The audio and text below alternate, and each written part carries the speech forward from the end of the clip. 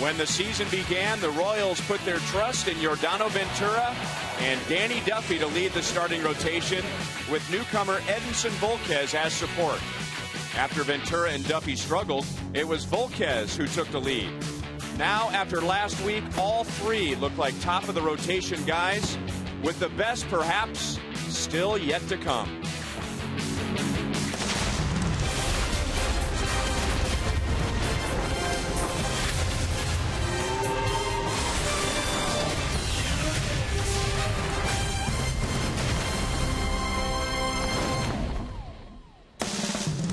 Royals baseball is presented by Academy Sports and Outdoors. After a successful homestand, the Royals are on the road for a while.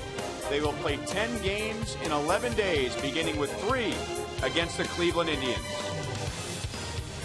Hi, everyone, and welcome back to the ballpark with Rex Hudler. I'm Ryan Lefevre. Joel Goldberg and Jeff Montgomery are coming up. Well, the Royals, hard to look at any disappointing area right now because they are 21 games above 500. They are 7.5 games up in the Central, and yet starting pitching really hasn't been what they thought it was going to be. And yet Edinson Volquez, who is our Honda most trusted player, has actually been more than the Royals were hoping for. He's becoming known as Steady Eddie. That's because that stuff he possesses, that curveball, that two-seam fastball, his changeup, all of it's good, especially when he's throwing to the best defense in the league. Pitching to contact, he's been really special, and you know what you're getting every time he goes out there. And it's hard not to start thinking about October, even though there's 65 games to go. And yet, usually when you go into the postseason, you're talking about a 4-man rotation. Our Academy Sports and Outdoors leaderboard, the Royals' top 4, here's what they've done with their last turn, and that would be 3 earned runs in 28 2/3 innings. Pretty impressive. Dave Island, the already good pitching coach, just got better with Cueto. So he's had his way, and he's really made an impact, has Dave Island. But look, just give the ball to those guys and let them go to work. It's been fun to watch. Joel and Monty are coming up, and Joel will ask Monty 2 things. Number 1, about putting a new bumper on his Jeep yesterday, and number 2, how he felt when he heard the news about Johnny Cueto.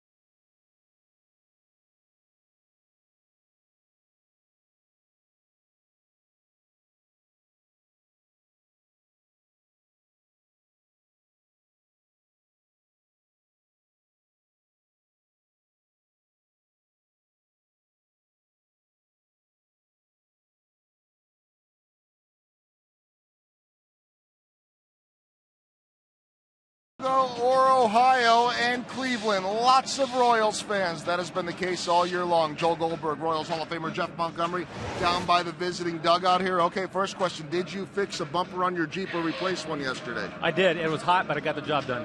Second question. Did you give a Jeep wave after finding out about Johnny Cueto? I was very excited when I learned of Johnny Cueto. All right, well, can you tell us about him? What makes him unique? Well, anytime a pitcher has the ability to throw 3 pitches for strikes in any count, they can be good. He throws 6 quality pitches any count, which makes him great. And I think that's the thing, especially about Cueto. You don't know what you're going to get. He's got different arm angles, he's got different deliveries, and those different pitches he's able to throw in the strike zone make him almost unhittable. Got a little Louis Tion in him. Dave Island said a little bit of David Cone in him, and he's got great numbers as we see in our Toyota League leaders. Tied for 4th in wins since 2014, 5th in ERA, 1st in hits per 9. He does not get hit very much at all. He's almost always in the strike zone, and that opponent's batting average, 195. And how about this, Monty? Since 2011, only Clayton Kershaw has a lower ERA among starters. Right, pretty good company. I know the Royals are going to be very excited about having him the rest of the way out, but I think what he does for them in the postseason is even more special. Johnny is expected to be here tomorrow. He will start on Friday, so it'll be Duffy on Thursday, and then Cueto in his debut against Toronto on Friday, followed by Ventura on Saturday. But tonight, it is the Royals taking on Cleveland. First pitch coming up next.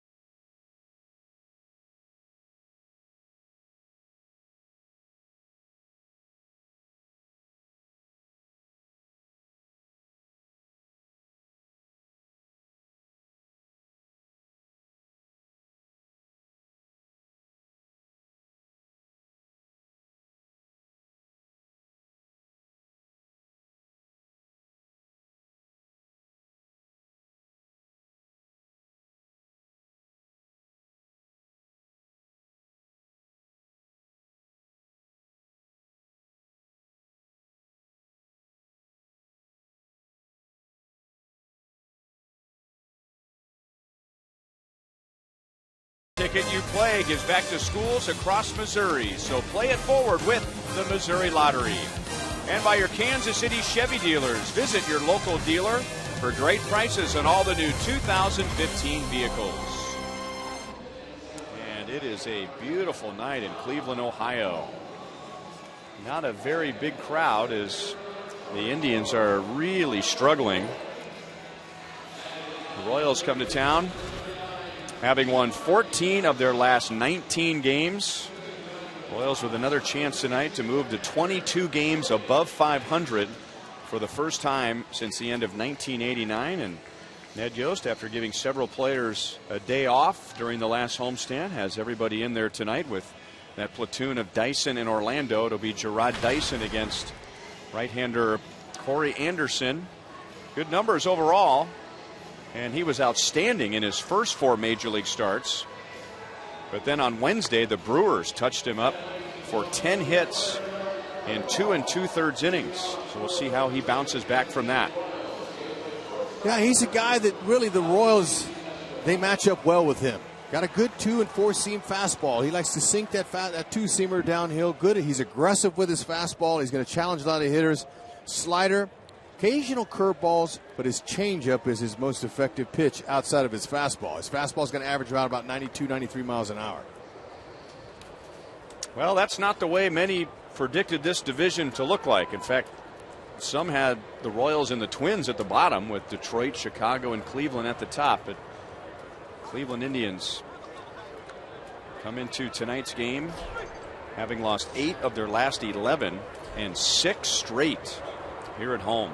And they're at the bottom of the division. Alcides Escobar, no surprise, swings at the first pitch on a fastball riding in on him. The 2-seamer had some good sinking action in on it underneath his bat.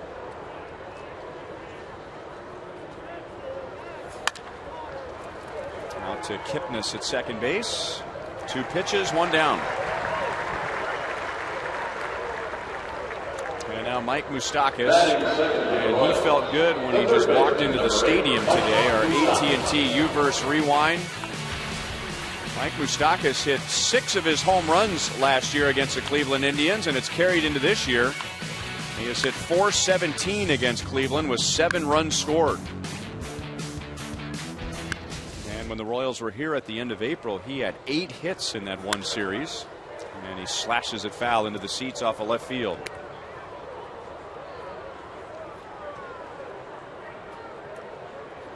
A little bit of sun they have to deal with, the Indians on the right side of the infield, but I don't think anything glaring in their face is off to the side, but still it's pretty good glare. 0-2 on Moustakas. Royals have never faced Cody Anderson before, so it's always a test when you've never faced a guy to try to see as many pitches as you can, of course, but they're up there competing, and the Royals, they're not exactly, they don't wait around. They're not the real patient offense, so they're ready to attack right away. His 4-seam fastball, 2-seamer with movement. I told you his changeup's his best pitch.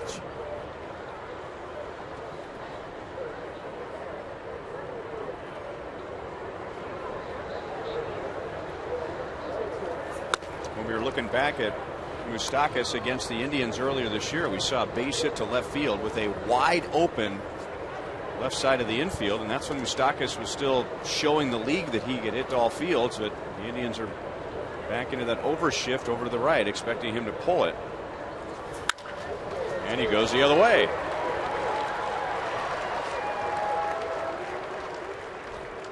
Well, that's the reason why Moose is having the success he's having this year. Right there. Simply put, he just is waiting longer. He recognizes the pitches. Even though the defense is shifting him to pull, must not have told the battery mate that, because the last 3 pitches were all away, and Moose just dumped it out to left field.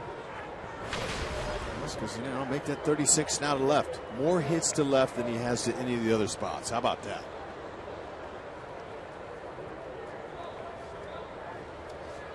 One on, one out for Lorenzo Cain.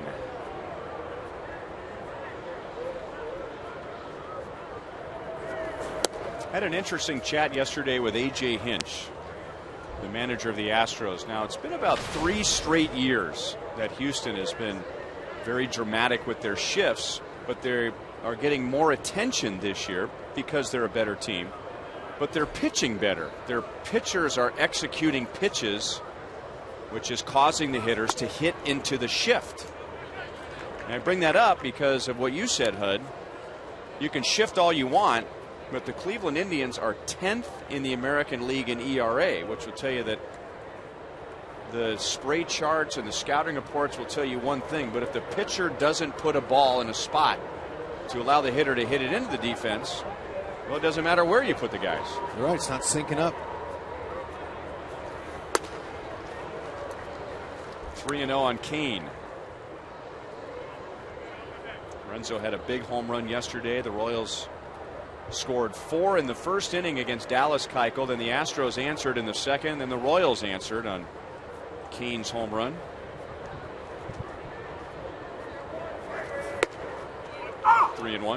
Before that pitch, Lorenzo took a peek at Jerschley, third base coach. I didn't expect him to swing when you 3-0 when you've never faced a guy before, but he was looking. I don't know if that green light was on.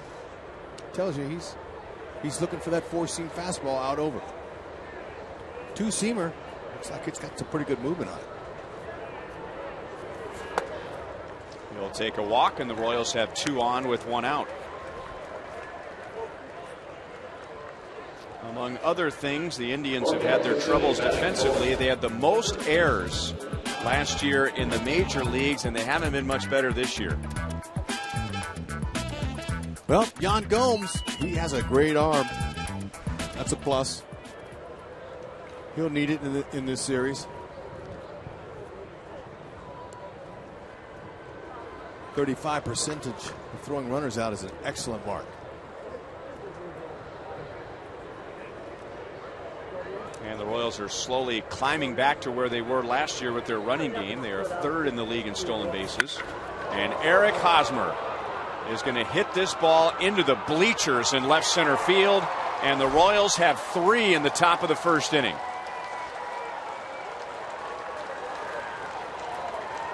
I thought the matchup looked favorable on paper.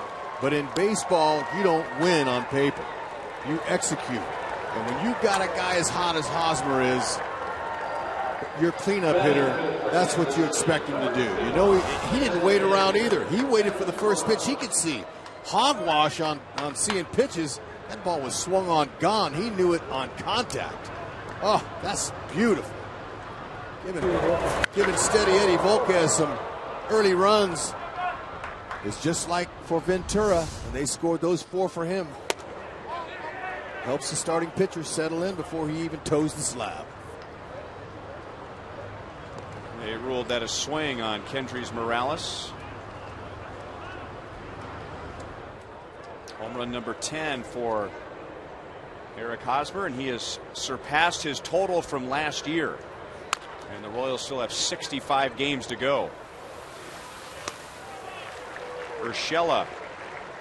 Giovanni Urshela, a rookie, throws out Morales, 2 down. Hitting 6th for the Royals, number 13. So we mentioned Cody Anderson in his first 4 major league starts, his ERA was under 1. And then the Milwaukee Brewers scored 4 runs on 10 hits in 2 2/3 innings. And from what we hear, Hud, the adjustment was they were not allowing him to get ahead 0-1. They were jumping on him early in the count. Sounds like the Royals, doesn't it? That's right. That's why I figured this was a good matchup. But you know, wait and see. It's a long way to go in this one. But you know, the Royals, they're an awfully aggressive offense. They don't wait around for much. To short, Lindor. Francisco Lindor throws out Salvador Perez. So Anderson gets 3 ground ball outs. But on the pitch that he left up, Eric Hosmer makes him pay. Royals lead 3-0. Pilot to Bombardier early tonight.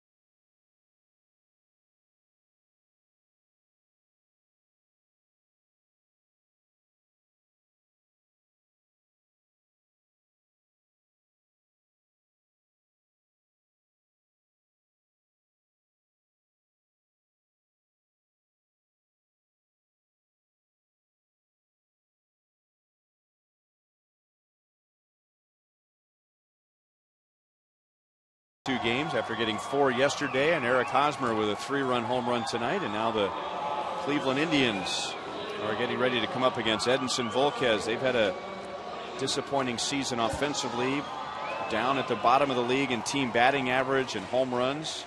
They are a patient team, however. They will take their walks. They have the most in the league. Edinson Volquez. Kia puts us in the driver's seat, and that's where Volquez has been against the Central Division, by far the best division for him. And Volquez has made 8 starts within the division. His ERA is under 2.5, and he has given up 1 home run in 50 2/3 innings. Well, if you want one Royals starter to be in the driver's seat, it's this guy.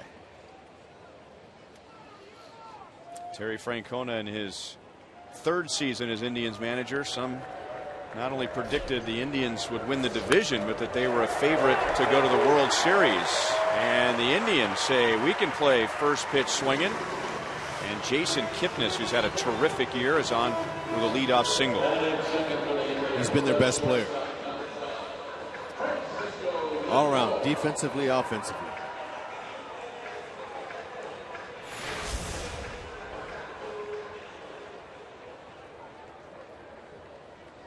Most times on base among leadoff hitters in the American League, and we have the 2 best. Jason Kipnis and Alcides Escobar.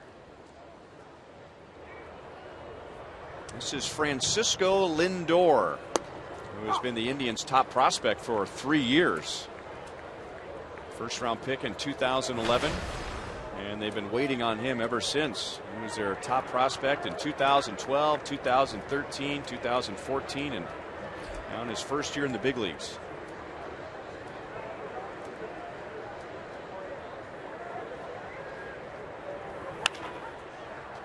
In the air to shallow left field.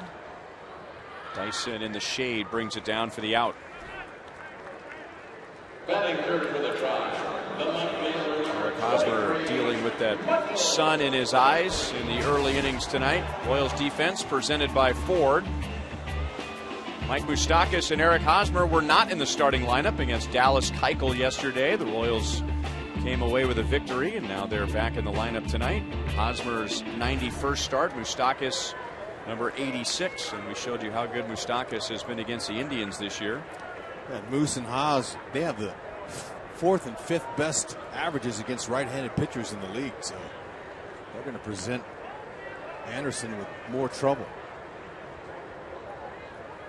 Michael Brantley jumps on the first pitch.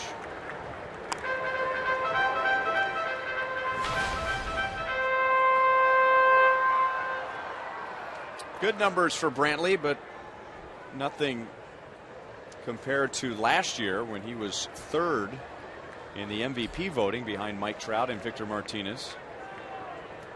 But it has been a down season overall for the Indians offensively. He does have 29 doubles. And he might have 30 doubles. Dyson to the gap, but he'll hold Brantley to a single as Kipnis goes to 3rd. I don't think we're going to have a lot of deep counts tonight. Well, they're swinging early, and really that plays into Volquez's hand. Because typically, you know, he's got to get himself going out of this first inning here. That ball was elevated. He likes to pitch to contact and keep the ball down, and that'll keep him in the game longer. But those two hits were pitches that were up out over the plate.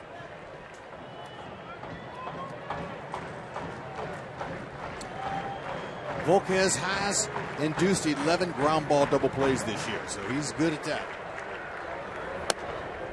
And on pitches like that is how he gets it down, and also his off-speed pitches. His changeup fades away from lefties. He's got a nice overhand curve. All those pitches working down. He will elevate a 4-seam fastball with 2 strikes on hitters to try to get him to swing at that.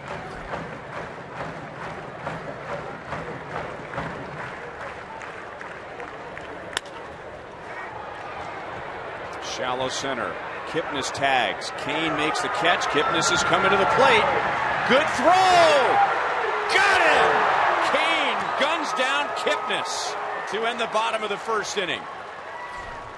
Lorenzo Kane is doing it with this glove and arm. Watch this, right over the top. I mean, that release was special. Great throw. He's got gold in his future.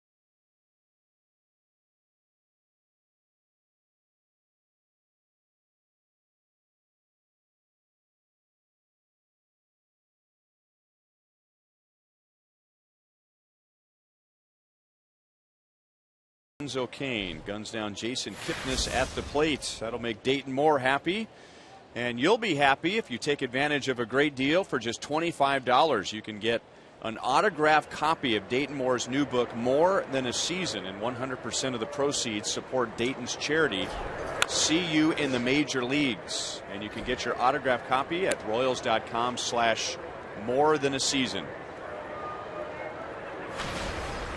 Alex Rios, Omar Infante, Gerard Dyson.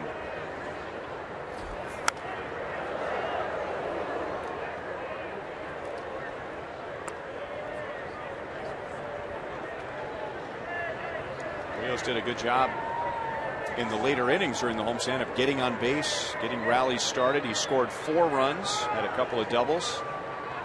And here he is leading off in the second inning, trying to get on. In the first, with 1 out, Moustakas singled, Kane walked, and Eric Hosmer hit a 3-run home run into the bleachers in left center field. 1-2. It's great to see Rios' production coming around. He's hitting .359, 4 doubles, a homer, and 8 runs since the All-Star break. You can use that in the bottom of their lineup, and it's been showing up late in games and wins. He's been very productive. Him and Infante, Dyson, Orlando, doesn't matter. Any of those guys in that bottom slot, they've been hot. Especially when runners get on late in games. You almost want to see those guys come up. Pulled behind Mike Jershely.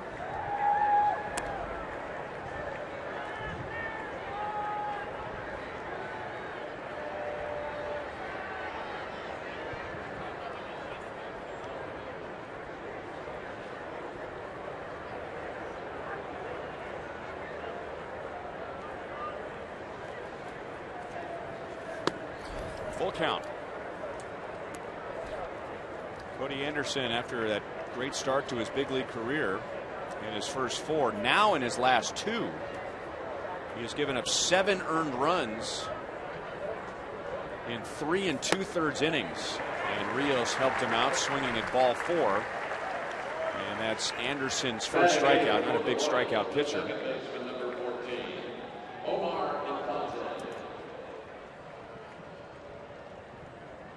Our umpires tonight, that's the crew chief, Gary Cedarstrom over at first base, Lance Barksdale behind the plate, Tom Woodring is a minor league call-up, so a member of this crew is getting some time off, and Eric Cooper is the umpire at third. Omar Infante hits it into left field, and he has his first home run of the year. So Infante, who had the biggest hit yesterday with that 2-run single against Keuchel in the first, homers in the second inning tonight, and the Royals have gone deep twice already. It only took him 336 at-bats to do it since last year, but I didn't see it on contact. I heard it. I was looking down at my scorecard and I heard it and I went, uh-oh, that ball was hit well. And then I looked up and sure enough, it's sailing over the wall. Lots of times you can tell by the sound of that bat making contact with that baseball. Nice catch, sir. Ooh. That hurt. And intentional or otherwise, it never looks good right after a home run, and Lance Barksdale, sensing some trouble, gives warnings to both sides. And now the Royals and the Indians are both upset that Barksdale gave a warning. The Royals are just screaming from their dugout, and even Yan Gomes is upset.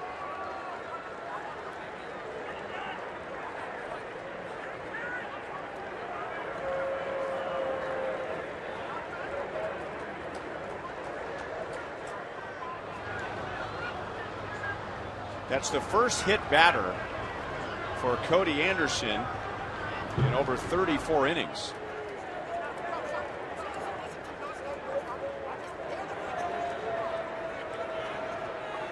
And Barksdale and Gomes are still going at it.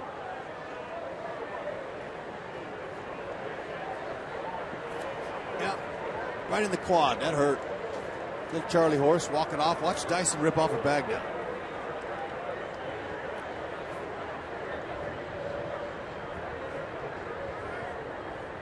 Fourth in the American League with 17 steals. And taking your lead over there, you're looking directly in the sun. You're going to come inside, but oh, looks like it caught him below the quad, maybe on the outside of the knee. Ooh, yeah, that's the worst spot. And Gomes was setting up inside, so whether he was trying to hit him intentionally or not, the plan was to pitch inside.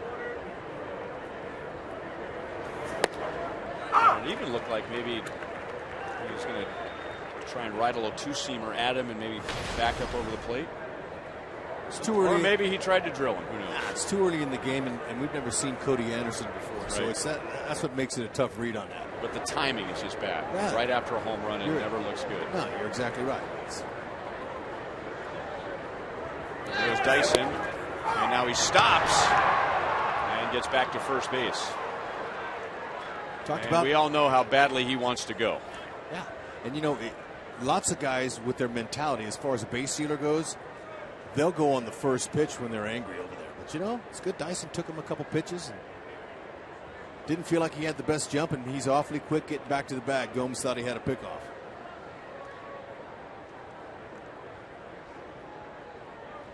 So that bodes well for Escobar. You got a guy that can run, you're going to get a fastball to hit.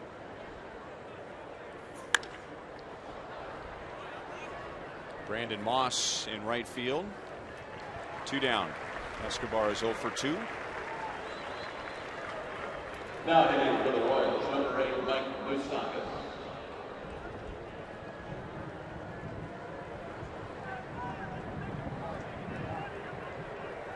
A reminder, as you enjoy a cold one, to look forward to Miller Time later in tonight's game, brought to you by Miller Lite. How nice is that cool breeze today? I mean, there's no heat here. It's warm, but the high was 86 today. Down to a knee. Kipnis will take care of Moustakas, who is 1 for 2. The Royals have homered in each of the first 2 innings. Omar Infante hits his first home run since the middle of August last season. And that earned him the silent treatment. they all got him. Way to go, boys.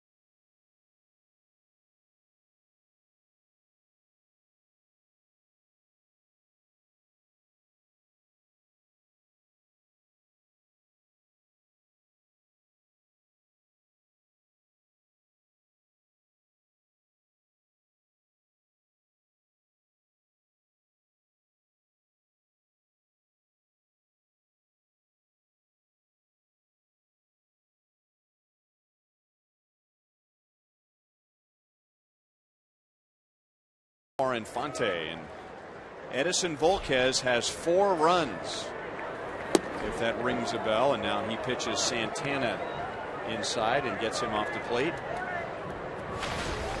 You go back to last year, and when you give Edison Volquez 4 runs, his teams are 24-0.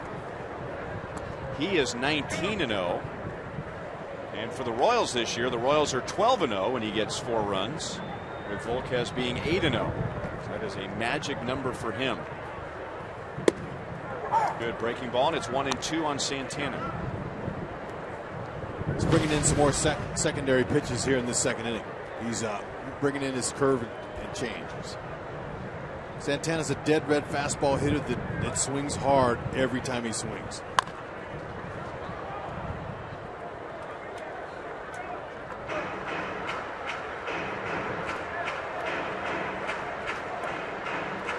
Big strikeouts for Santana with that swing.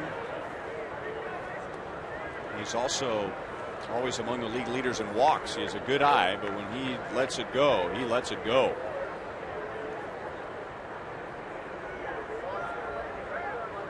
Volquez wants to throw him a changeup, and it's pulled foul again.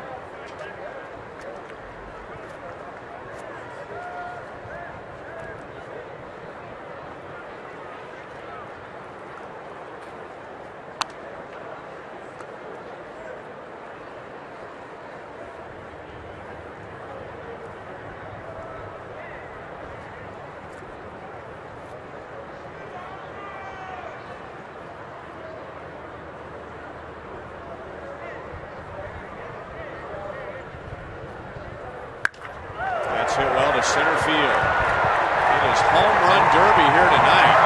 Carlos Santana clears the shrubs in straightaway center field and hits his 11th home run of the year.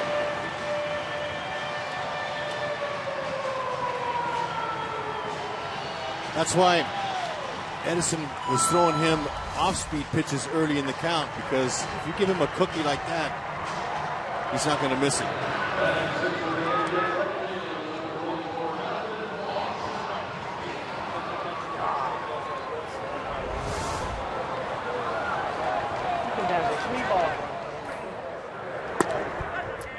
To Brandon Moss. He has 15 home runs this year.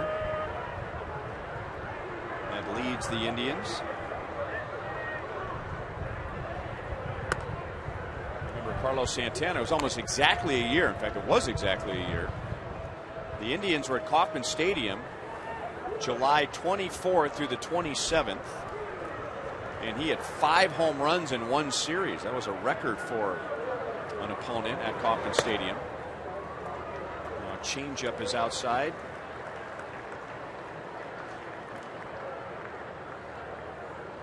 I think that's the best series I've ever witnessed a hitter. In those 4 games, his numbers were incredible. He was on fire.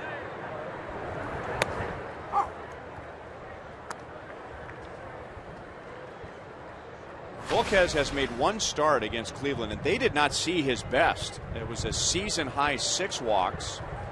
He only went 3 innings, and he had to leave because of a blister on his right thumb. That's his first walk tonight.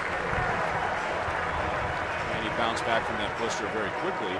And Volquez hasn't pitched a lot against the Indians, but he's had some trouble with them. Look at that career ERA, 11.48. And if you look at all active major league pitchers who have made at least 4 starts against the Cleveland Indians, that is the highest of any major league pitcher. So he's had his troubles with this team, and they've had 4 base runners in 1+ innings. And this is Yan Gomes,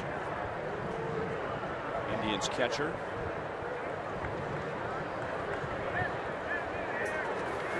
And he had a pretty good swing at a fastball, 0-1.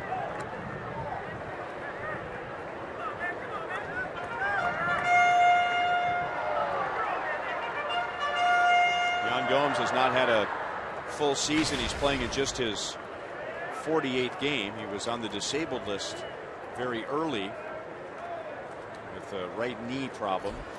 He hasn't really gotten on track like they know he can. hit well to center field. Kane has room.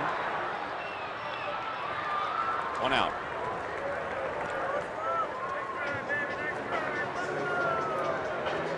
Fun day coming up at the Negro Leagues Baseball Museum. It's this Saturday for the 2015 Heart of America Hot Dog Festival, presented by Hy-Vee, Pepsi, and Farmland. You can spend a day at the museum celebrating America's pastime. It's a family-friendly event featuring live music, games, an appearance from Slugger, and you'll taste some of the country's most famous ballpark hot dogs, including the return of the signature Monarchs dog. And those tickets start at just $10. All proceeds benefit the Negro Leagues Baseball Museum. Michael Bourne to left center field. Kane is there. Now, did I know that the museum dog have jalapenos on it? Monarch's dog? I think I heard that. I'm going to have to get me one of those.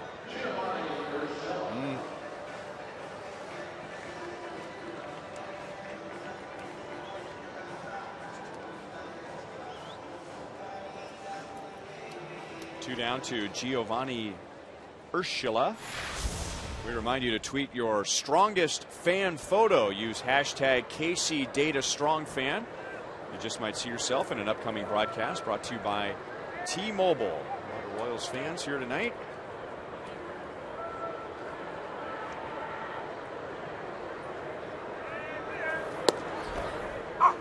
Urshela takes a strike. Urshela's new man on the block outside of Lindor, their shortstop. This young man, Giovanni Urshela, is a good third baseman. That's what he plays. That's his spot. He would have been here sooner, but he had injury last year. He had a knee problem, so he was slow developing. That ball's hit well, but Dyson is there. Didn't get a good read on it. And Dyson is hurting. Remember, he was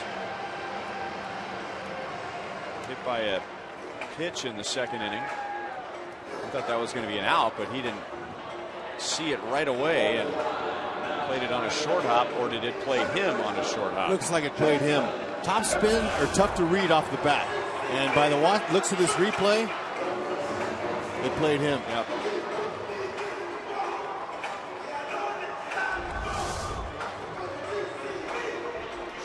That's a pretty painful inning. Yeah, it is. You take one on the knee at the plate, and then you take one above the knee in the field.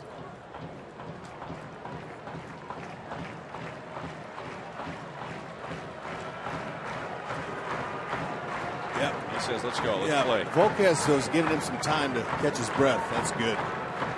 Outfielders, most of the time, I'll guarantee you, 90% of them don't wear a protective cup. I didn't like to wear one out when I went out there. In the infield, you have one, but when I went out there, I didn't want it on. I wanted a little more freedom, free to move. Sometimes it affects your running.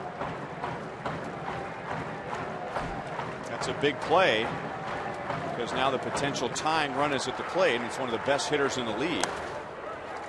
And it's 1 ball, 1 strike on Jason Kipnis, who has already singled.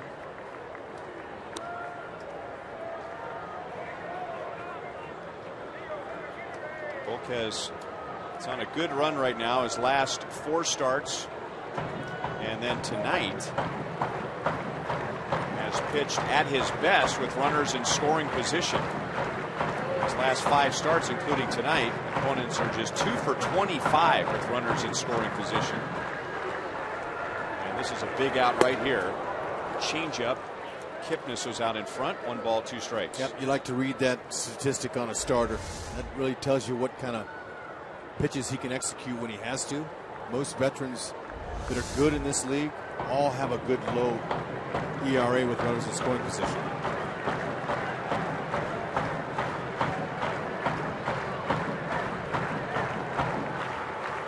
Kipnis is 3rd in the league in hitting.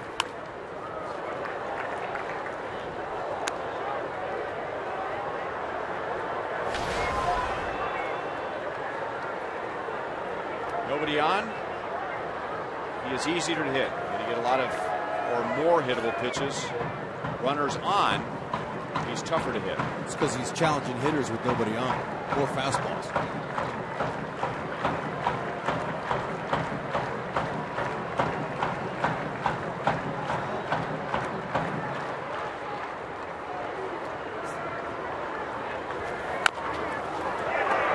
Wide open left side, and the bases are loaded with 2 down.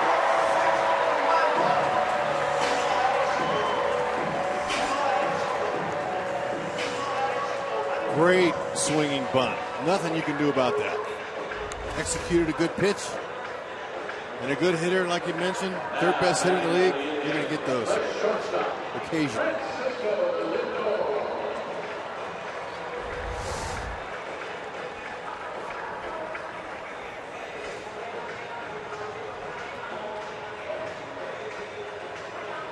And now the rookie, Francisco Lindor, he flied out to left in the first inning. 261 hitter. He has a 5-game hitting streak. Hasn't gotten a base hit with the bases loaded in his career, 0 for 5. Indians has a team with them loaded, just 137.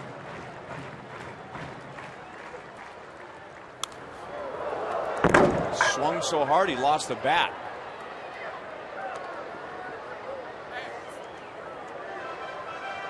He wants it back.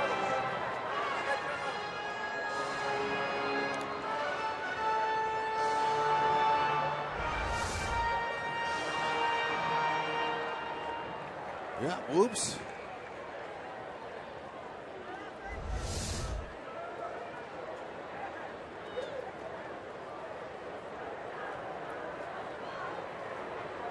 An Indian fan thought he had a souvenir. He might end up with one before the game's over. Moss at third, he walked. Urshela at second, he singled. Kipnis at first, he singled. No balls, 2 strikes. You have complete opposites playing each other tonight. We've been telling you all year that the Royals are the best in the league with 2 outs and runners in scoring position. The Cleveland Indians are dead last in the league in that department. Wanted him to chase a high fastball. 1 ball and 2 strikes. That's a nice high fastball to set up a breaking ball again, than one he got him to swing and miss on. Let's see if he does it.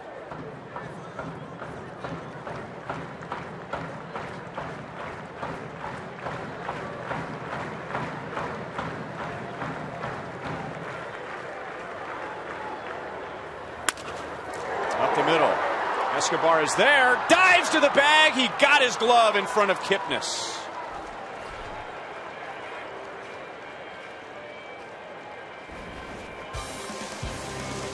I guess you could put that in another run save category. Nice play.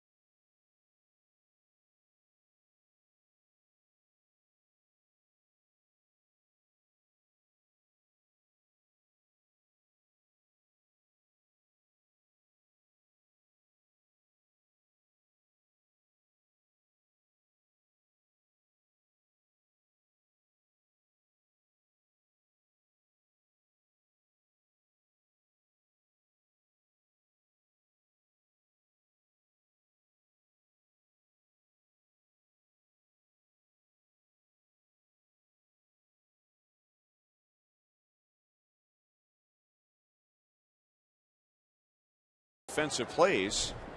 The Royals have a 4-1 lead as they come up in the third inning. Lorenzo Cain walked and scored on Eric Hosmer's 3-run home run in the first inning. He's also thrown out a runner at the plate. And he takes outside from Cody Anderson.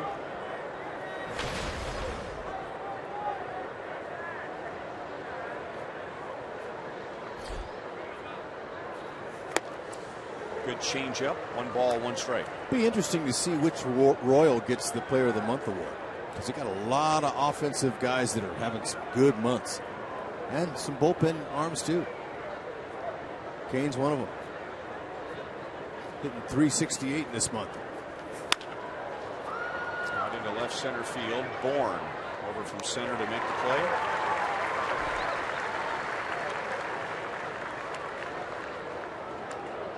Stepping to the plate for Kansas City. And now Eric Hosmer, and with 1 swing, he gave the Royals a 3-0 lead in the first inning. First pitch he saw. You know you're good when you can do that.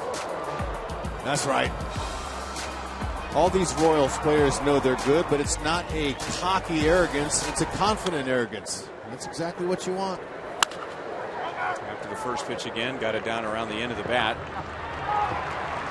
2 quick outs for Anderson, and I'm sure for the Indians they're thinking, oh, not him again. Meaning Hosmer. Those 11 home runs and 52 RBIs are the most for him against any one team. So for the Tribe, what Hosmer's done tonight, that is nothing new.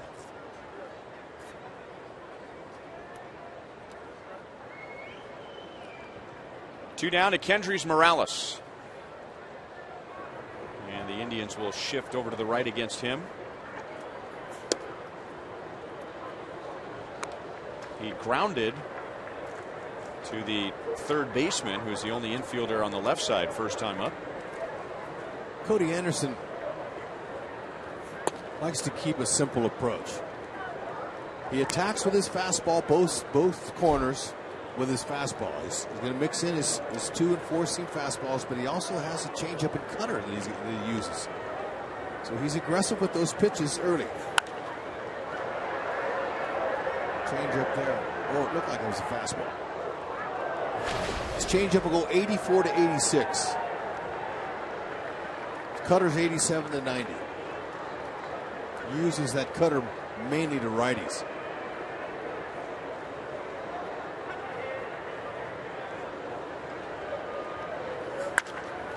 There you go. Going to the left side again. That's the second time the Royals have had a hit to left field with the overshift over to the right. Mike Moustakas had a similar hit in the first inning. Now at bat, catcher Salvador Perez. Two-seamer over the middle of the plate. I think that's more Morales. It's just really good hitting. He waited, and he just flicked it out there. Kind of like Moose's hit. Shifts sometimes work and sometimes they don't. Even the Houston Astros will tell you that. Pounded foul by Salvador Perez. He was out on a ground ball to short in the first inning. I was having dinner tonight with former Royals coach Bob Schaefer. He's a scout now, and I was talking to him about how well the Houston Astros did against the Royals in one particular game. They didn't make any mistakes at all. And he said, yeah, well, I've watched them where they've made several mistakes with their defense shifting. So sometimes it works and sometimes it doesn't. Lindor, nice play up the middle to get Salvador Perez. Morales is forced out at second. 2.5 played. The Royals lead in Cleveland 4-1.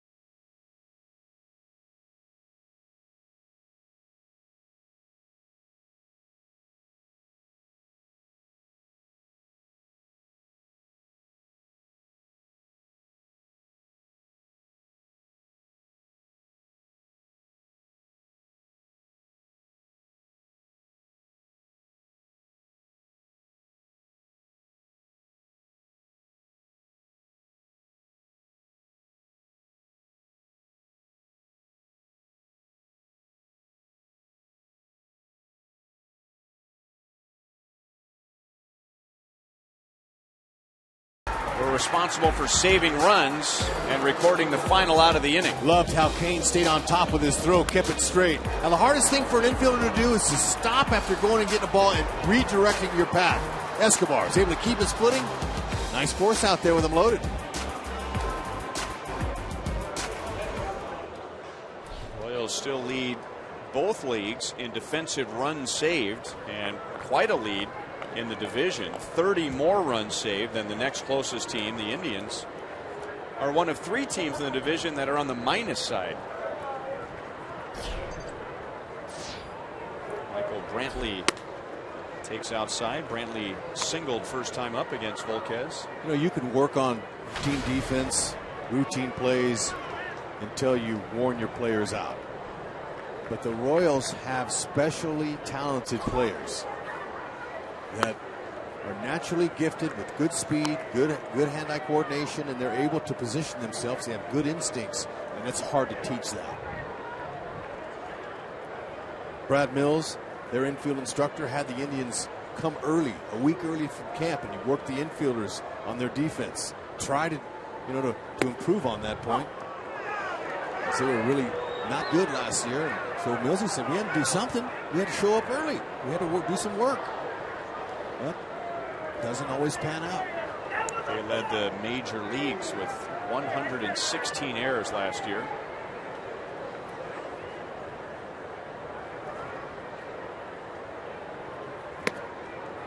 Excellent changeup.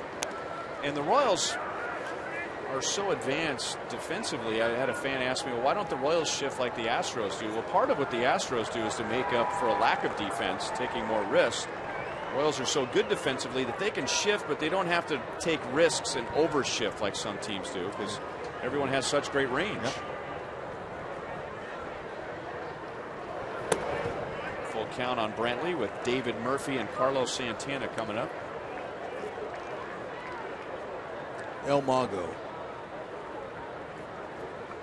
Very special shortstop.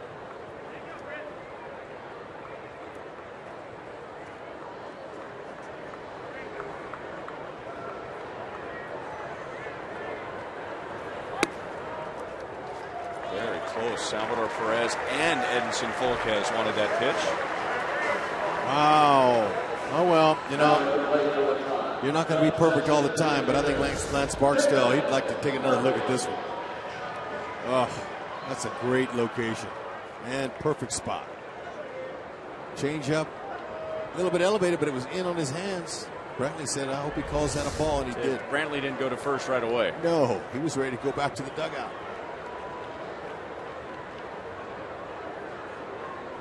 We showed you Kane's great throw to the plate to end the first inning. That was on a fly ball from David Murphy. And Kipnis was trying to score on that fly ball to center field. And now Murphy takes a strike.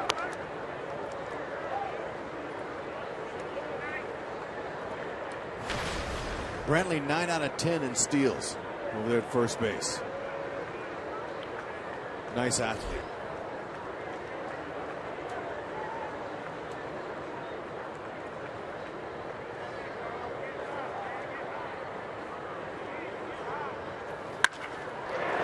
Hit left field. The Indians have had base runners all over the place so far tonight. They've had 8 runners in the first 3 innings, but just 1 run so far.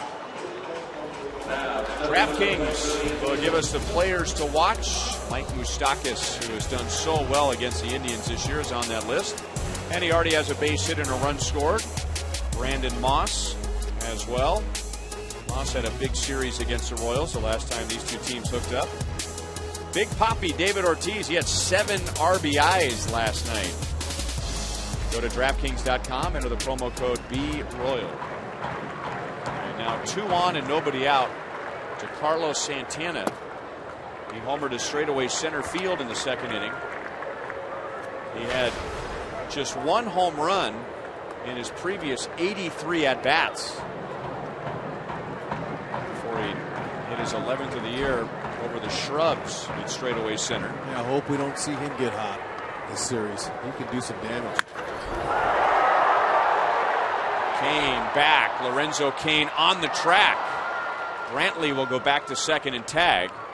Boy, that ball kind of flamed out. I thought for sure that Kane was going to have to play that off the wall. So the Indians have runners at first and third with one out. Locate on contact. Watch him go. Playing Santana's slight pull. He's able to go. I think he was just in his third gear. He didn't have to shift down or shift up to the fourth gear. He's tracked that with no problem.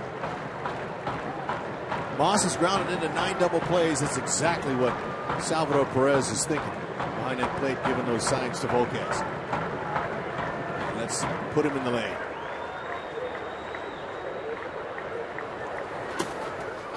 Trying to get him to chase a pitch down. Ball 1.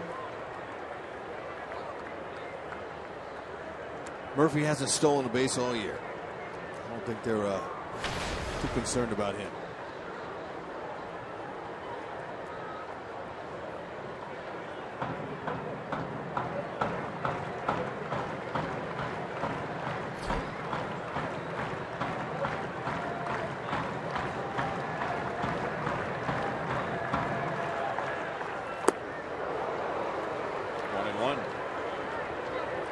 The Indians have already left 4 runners on base tonight, and they're coming off a thoroughly frustrating series with the White Sox. They were swept in 4 games by Chicago, and they scored 5 runs in the 4 games. So they're in an offensive funk, and they have really struggled lately at home. They have lost 6 in a row here at Progressive Field. They're not especially thrilled with Moss's production this season, especially here. Moss has hit just 192 at home this year, 2 homers, 16 RBIs. In this bandbox of a ballpark, if you'd have told Francona that before they signed him, he'd go, whoa, whoa, whoa, whoa, maybe we don't want that. Those numbers they're not good for him here. 325 down the right field line, 325 down the left field line. A little higher wall and left center. 2-2. Well, that means he's a much more productive player on the road, and he has put up some big numbers at Kauffman Stadium, going back to that wild card game when he was with the A's. Yep. He's 241 on the road with 13 homers and 32 RBIs. 13 of his 15 home runs have been on the road. First and third, 1 down. Struck him out. Good time for a strikeout. That's Volquez first. It was a beauty. Let's see how this breaking ball just goes underneath his bat.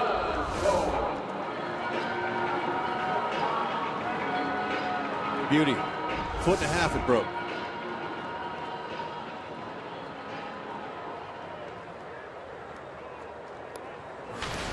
And now Yan Gomes with 2 on, 2 out. Volquez got him on a fly ball to center field in the 2nd inning.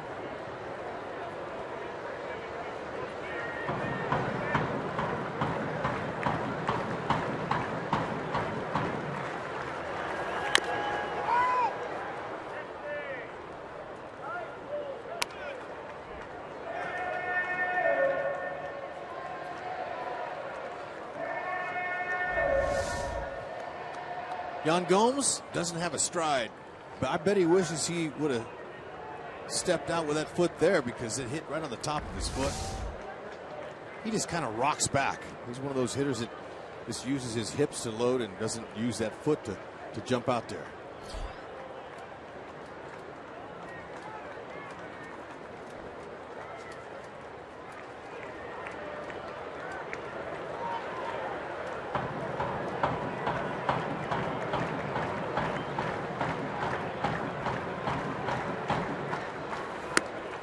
Side, 1 ball, 1 strike.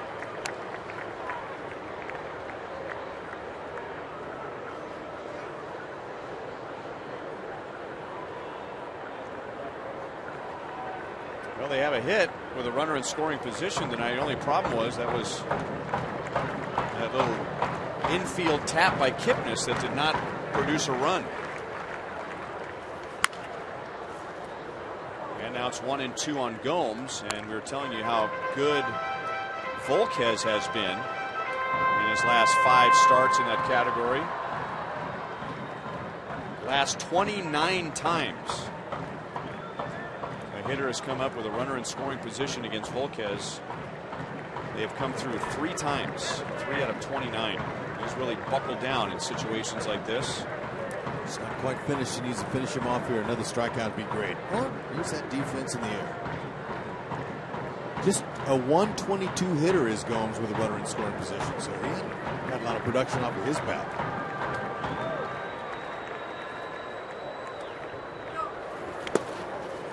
Blocked by Sal. Murphy had started to go, and after about 3 or 4 steps hit the brakes.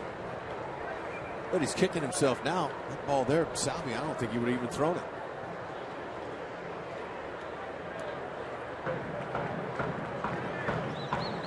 Brantley walked to begin the inning, and then Murphy singled. Indians had 2 on, nobody out. Santana lined out to deep center. Got Brantley to third. Moss struck out.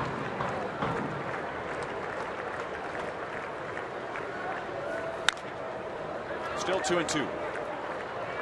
Gomes is trying to pull. That top hand's rolling over. He's trying to pull everything. You know, that little practice stroke he did right there, he's visualizing. That was his hands through the ball. That's the swing he wants. He did it again. Hitters will do that when they step out, and sometimes when they get in, just to kind of visualize their swing, a little muscle memory. That's what he wants. You try to pull Volquez, you could be in trouble because of the depth that he gets on his curve. His changeup all moving down and in.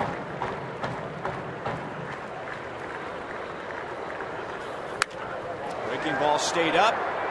Kane sprints in. He's there. So Kane went back to get Santana.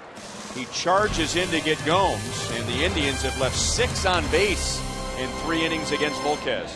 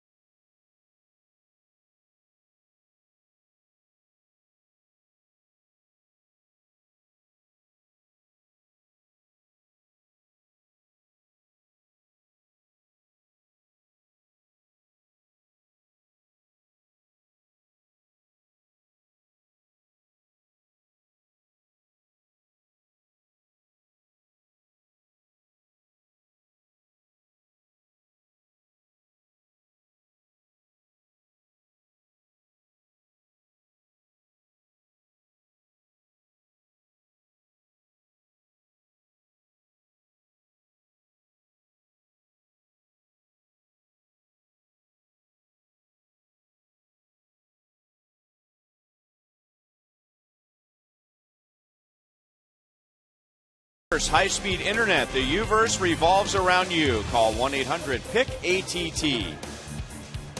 By Panera Bread. Avoid the lines. Order online with rapid pickup at delivery.panerabread.com. And by your Midwest Ford dealers. Visit your MidwestFordDealers.com. Beautiful, beautiful night. Sun setting over Lake Erie. Wind blowing in, but you couldn't tell by the way the ball is flying here at Progressive Field. We've seen 3 home runs already in the first 3 innings. Alex Rios pulls it just foul. Eric Hosmer hit a 3-run home run in the first for the Royals. Omar Infante hit his first home run of the year in the second inning. And then in the bottom of the second, Carlos Santana homered for Cleveland. Yep, that wind could be howling in from center field, and it's not going to hold that ball in here. You can really hit him.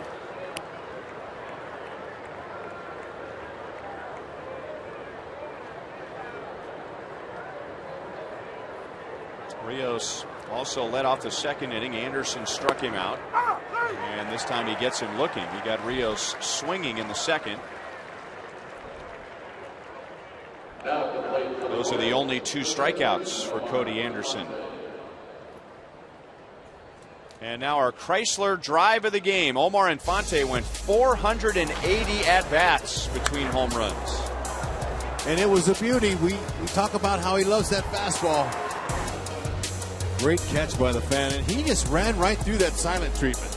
He's a veteran. He's probably had that done to him before. So he just said, all right, I'll play that. I'll just run out of the dugout. That's good.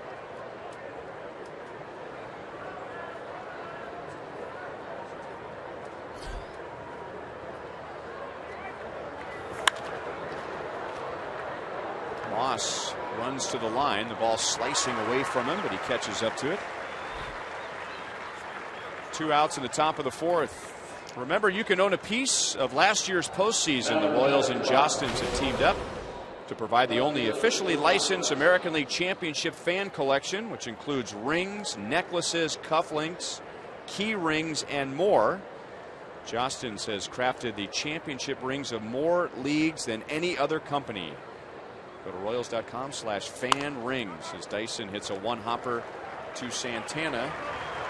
So a quick inning as Anderson gets Rios, Infante, and Dyson. 4-1 KC.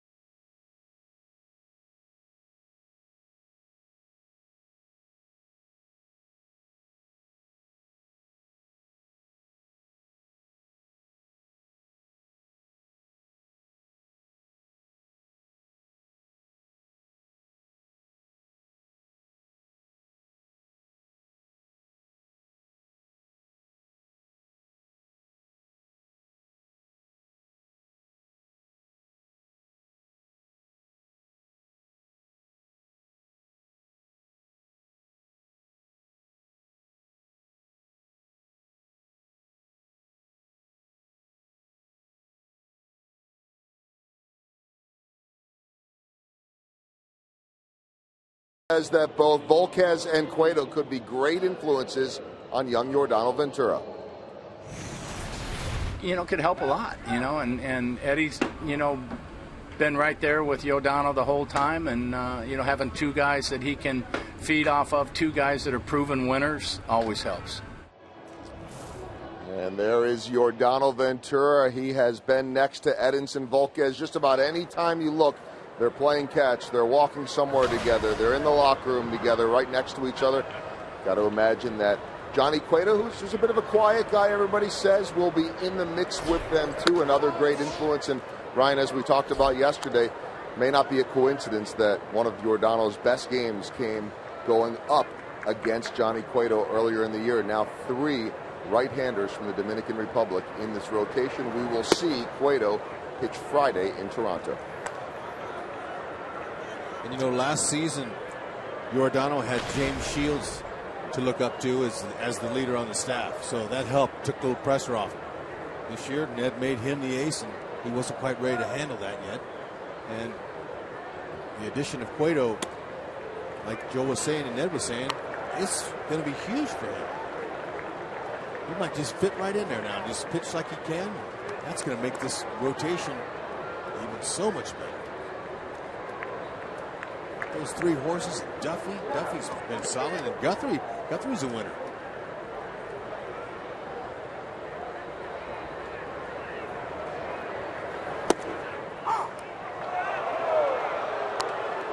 It's been a bit of a squirrely strike zone so far tonight. Lance Barksdale's got players on both sides unhappy with him.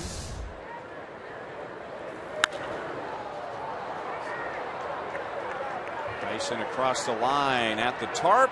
He's got it. So that won't make Bourne very happy. He thought he was on with a leadoff walk, and he fouls out to left field. Good concentration. You know you're getting close to the tarp. You got to look down once or twice just to know where you are.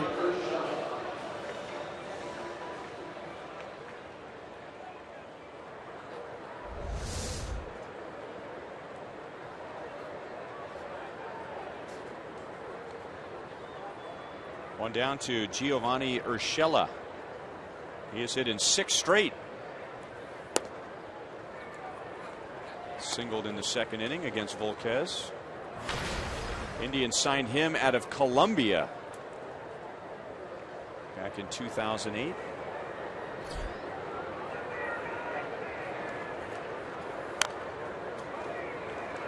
One and one. Well, so far he's shown gap-to-gap power. We don't know yet if he's going to turn into a prototypical power third baseman. It's a little bit early for him. But they like what they see. He's got average speed. Good defensively.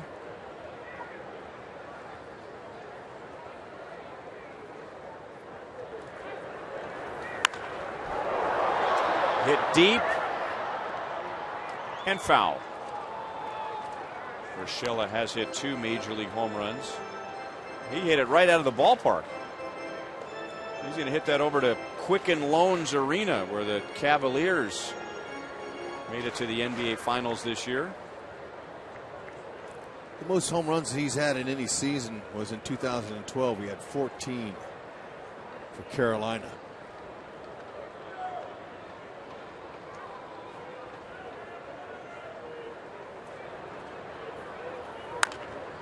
And it sounds like if he continues to play the way he is playing, that could be the end for Lonnie Chisenhall, who was a first-round pick of the Indians. They waited on him for several years. Looked like last year was his breakout season, and he's back in the minor leagues.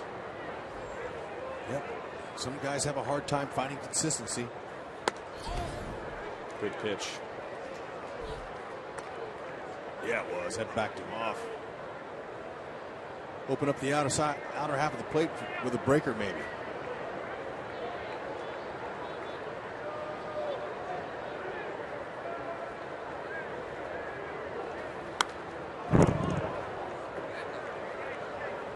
Just left it up. Salvi hit the dirt with his glove, letting Volquez know he wanted it on the ground, but that hung.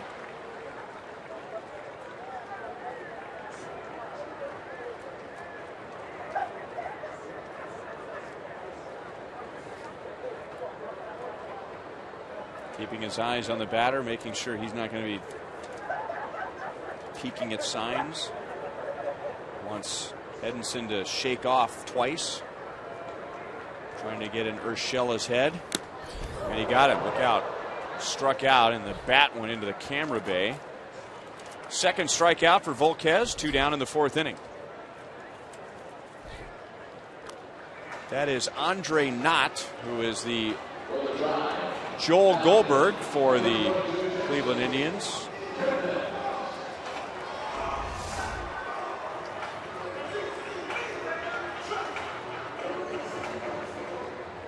Very nice. Yeah.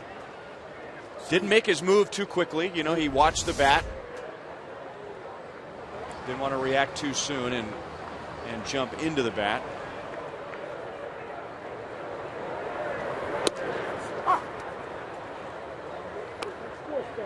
Kipnis has 2 singles. That puts him at 325. third in the American League. And that's just one category.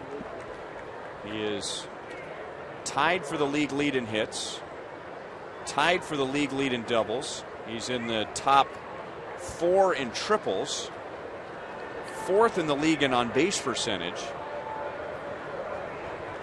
He is in the top 6 in runs scored. He's had a heck of a year. No wonder he was their lone representative for the All-Star game. He earned it. A couple of long innings for Volquez. 25 in the second, 21 in the third, but the Indians only got 1 run. They stranded 6 in the first 3 innings against Volquez. They've been making him work. The good thing is Ned's bullpen's rested. At least the back end guys are.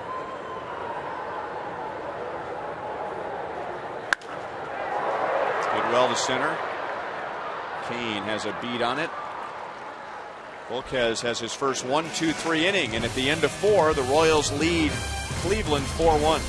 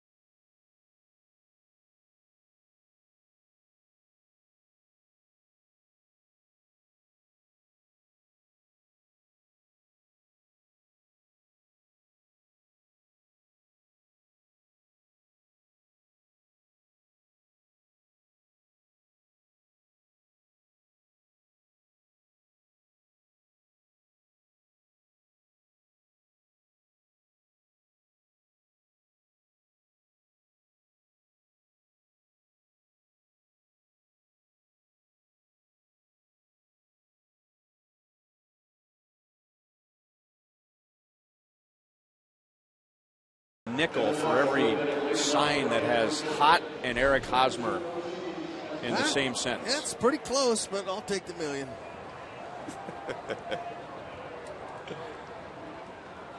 Extremely popular, not just in Kansas City, around the country.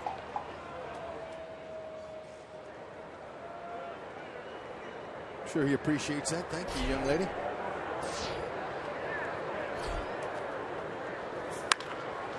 That's a fair ball up the left field line. Brantley gets to it quickly. Good throw to second base. Escobar out. And he points to the dugout for a review. Tom Woodring is the second base umpire, and Escobar for now isn't going anywhere, and Don Wakamatsu is on the bat phone talking to the commissioner. It looked pretty close. Throw wasn't exactly where Kipnis wanted it, but he was able to put a good tag on him. We'll have to see it. And the Royals are going to use their challenge. Okay, on contact, before you leave the box, you know that ball's got a chance for 2 as a runner. And he put it on, and looked to me like he got his foot in there. Did he stay on the base? That'll be the question. Escobar's foot beat it in there, but did he come off the base, and did Kipnis keep the tag on him?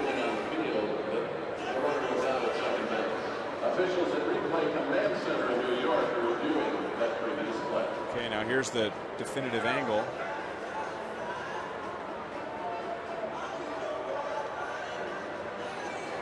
Well, I think one angle showed that his foot got to the bag before the tag. That angle showed that his back foot did not come off the bag. Escobar's pretty confident. He's involved in a lot of those plays at second base, being a shortstop himself. But instead of players jumping up and getting to the umpire's faces like they used to, they just look to the dugout and say, hey, you might want to take a look at that one. Looked like his foot got in there and beat it, and his back foot stayed on the base.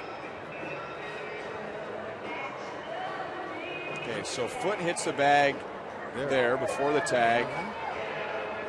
There is no disengaging from the bag, it would appear. And so Escobar, he just looked over casually to Ned. Day after that, he just said, hey, go check it instead of getting in an argument. A lot of hitters, remember how they used to before the replay? They'd jump up and argue.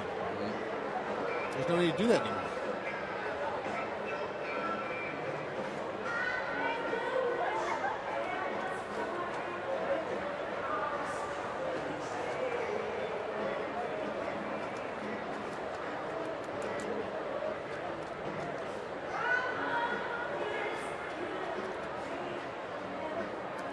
Trying to be unbiased. Well, they beat me to the punch. Trying to be unbiased. I had seen enough that Escobar was safe if you combine more than one angle, and he ends up with a double. And the Royals have a runner at second base with nobody out. 17th double on the season for Escobar. Nice. Now, it's kind of hard to understand how Tom Woodring, the second base umpire, would miss that call. It's right there. He's on it. He's in good position. But you can clearly see his foot beat the tag. Oh, well, nobody's perfect.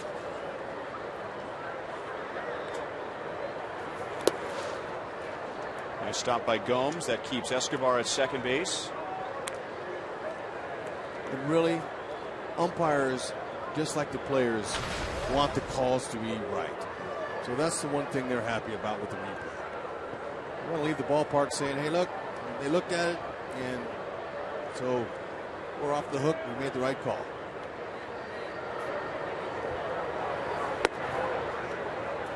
Two and 0 to Moustakas.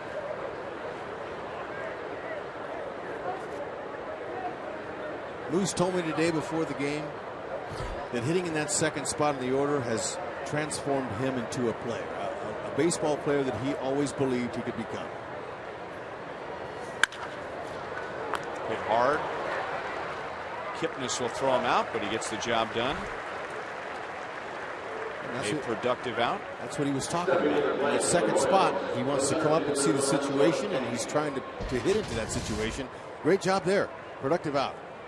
Our University of Kansas Hospital injury report. Nick Swisher on the disabled list. Remember, he had surgery on both knees last year and back on the DL this year with left knee inflammation. He is rehabbing at AA Akron and playing tonight. He has only played in 127 games the last 2 years combined. The Indians bring the infield in for Lorenzo Cain. Remember, before Terry Francona's first year, the Indians spent all that money on Nick Swisher for some power, Michael Bourne for a leadoff hitter and some more speed, and those two have been mostly injured and mostly unproductive, and they're signed through next year. 2-0 on Cain.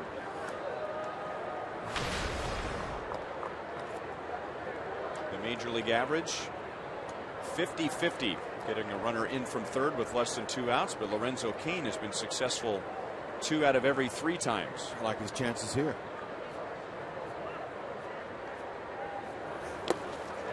He helped out Anderson there. Lorenzo walked in the first inning. He scored on Hosmer's 3-run home run, and then Anderson got him on a fly ball to center field in the third. Cain will take that right here. And I think Anderson, he realizes that Cain's one of their most productive hitters, and when he walked him for the 25th time this year, he didn't come anywhere near the strike zone. He's not here either. 3-1. But doesn't get much didn't get any easier. I mean, look who's on deck. Morales after him.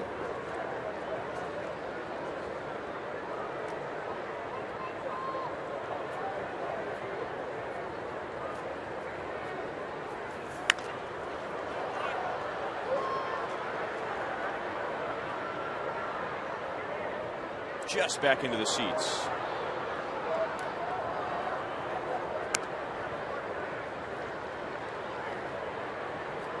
And I think Brantley was glad that that landed in the seats, because for a left-hand thrower, if he catches that ball in the corner, that's a tough and a long throw to get Escobar tagging and coming down the line.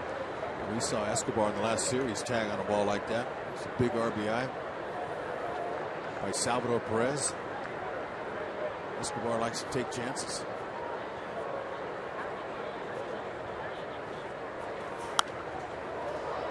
May have been ball four, but too close, especially with Kane looking for a pitch up.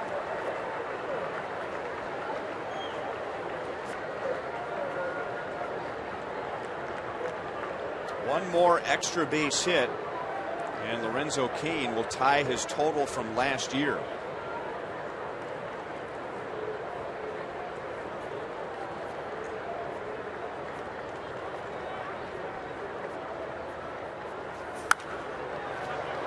Still 3-2. You know, most of these Royals core players all discovered who they are and what they can do in that postseason last year, and Lorenzo is one of them.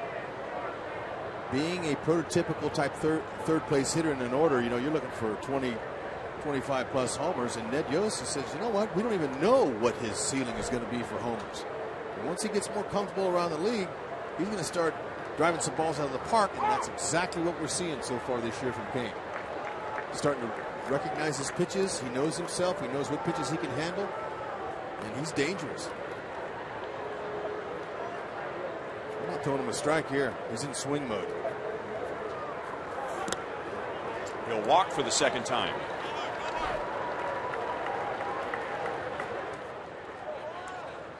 And those are the only two walks allowed by Cody Anderson. First baseman Eric Hosmer. Big night coming up at Kauffman Stadium Saturday, August 15th. Mike Sweeney will be inducted into the Royals Hall of Fame. Mike will select 29 Royal role models to receive 4 tickets to his Hall of Fame induction. The Royals will host the Angels. That was Michael's favorite team as a kid. Each winning role model will also receive an item autographed by Mike. So to nominate someone special in your life, email your story of inspiration in one paragraph to mymentor@royals.com. mymentor@royals.com. Base hit right field. Eric Hosmer is driven in 4 tonight. Escobar trots down from third, and the Royals lead 5-1. So Hosmer adds to his RBI total against the Indians, more against them than any other team. That's 53 in his career. Again, he's first ball Hackett. Looking for that pitch. Ball's down and in. And a nice swing. Easy. Just tried to bring that run home. Clean single. Hosmer's career high is 5 RBIs in a game. Jeff Manship warms up. The Royals have seen him with Minnesota. So the league is adjusting to Cody Anderson, and now Cody Anderson needs to adjust to the league. First 4 major league starts, Cody Anderson's ERA was 0.89, and now in his last 2, he has allowed 9 earned runs in 7 innings.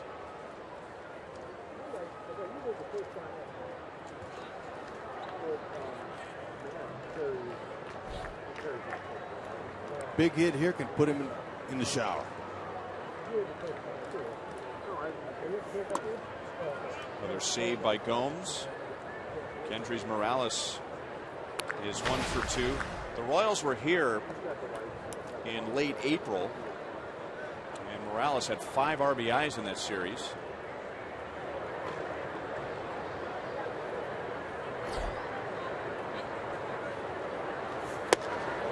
Good changeup. That's Anderson's best pitch. We haven't seen many like that one tonight. We had Morales taking a fastball swing on a changeup. Kane's at second. Hosmer is at first. Hosmer has driven in 4 of the Royals' 5 runs tonight. I'm a bit surprised he hadn't gone with that pitch on the first pitch more.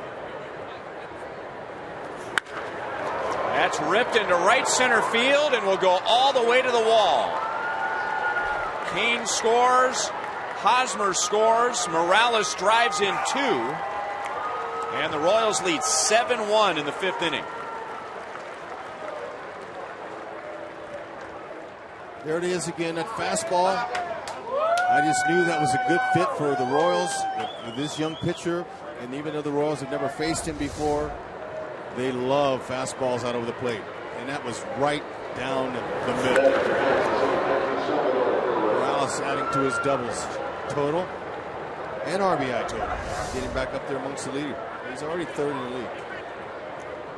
Here's the updated total. Only Josh Donaldson has more RBIs. So Morales sandwich in between 2 guys that we will see over the weekend. The Royals, when they're done in Cleveland, will play 4 in Toronto. 0-1 on Salvador Perez. He is grounded to the shortstop Lindor twice.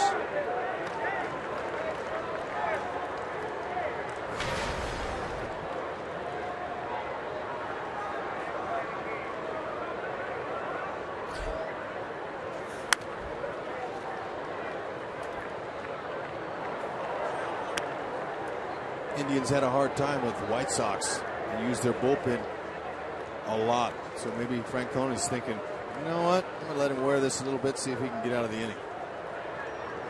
Well, it's one of those teaching moments that Ned Yost has referred to a few times. You can take him out right here, but at some point he's going to have to learn to get through a start like this.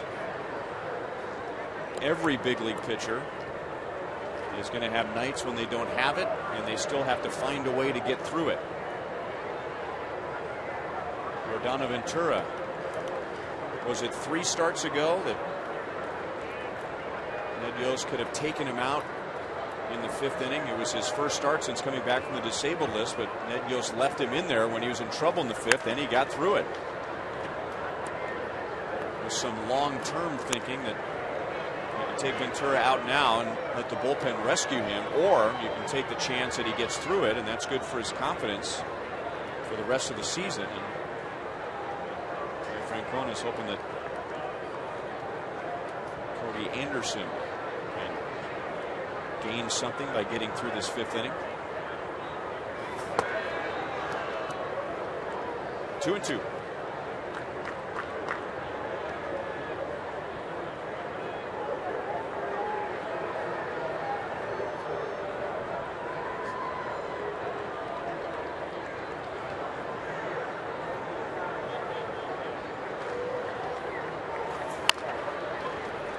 Out to the shortstop again. And for the 3rd time, Sal is out. And the ground ball to short.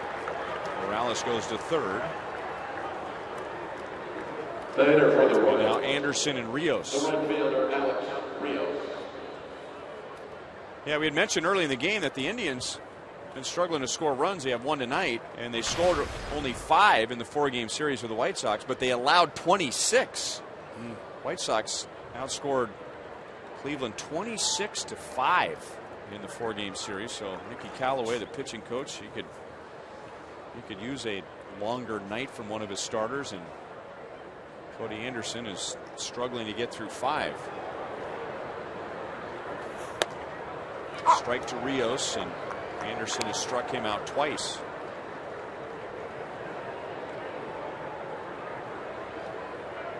Three in the 1st, 1 in the 2nd, 3 in the 5th.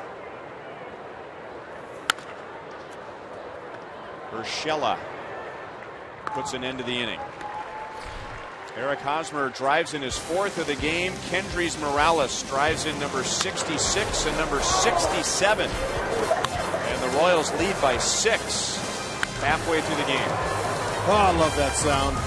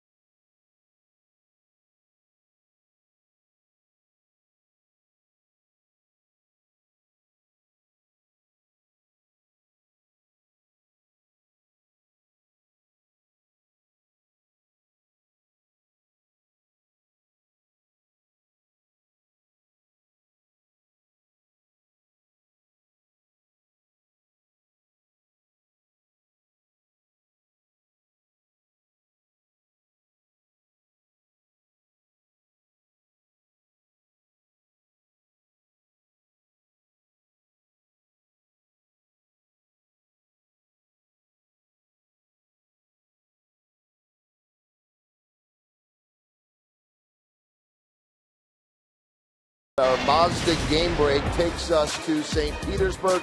Anibal Sanchez, Kurt Casale. This one's going to land eventually somewhere up or beyond the catwalk. Absolutely crushed it. Rays leading the Tigers right now 3-0. Very big week for Detroit, trying to figure out whether they want to stay in this thing or not and try to go for the wild card, guys. Joel, thank you. We still have a ways to go, but as we welcome in Jeff Montgomery, Minnesota's not playing tonight. If the Royals win, we're talking about an 8-game lead in the Central Division. Yeah, Joel and I were talking on the pregame show. I think the first time since 1980 is when we had that. So I got to tell you, one of the thrills for me yesterday with the Royals winning and the news of Johnny Cueto coming to KC was when I got on the bus. When we landed here in Cleveland, we got off the plane, we got on the bus, and we had a smaller bus than normal, so there was a shortage of seats. And I hear this voice, "Hey, Rhino, come sit over here." And it's Monty. And I'm never going to turn down an opportunity to sit next to Monty. And Monty had a smile on his face from here to the plaza. And all he wanted to talk about was the Royals getting Johnny Cueto. I mean, you were just as excited as any Royals fan. it was a great day to be a Royal. It really was. I was probably as excited as anybody.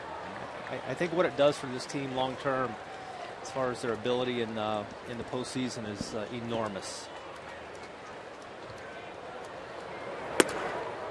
And I don't know why, but all I could think about, because you just reminded me what a great time it is to be a Royals fan, and I don't want to lose sight of what we went through and to get to this point.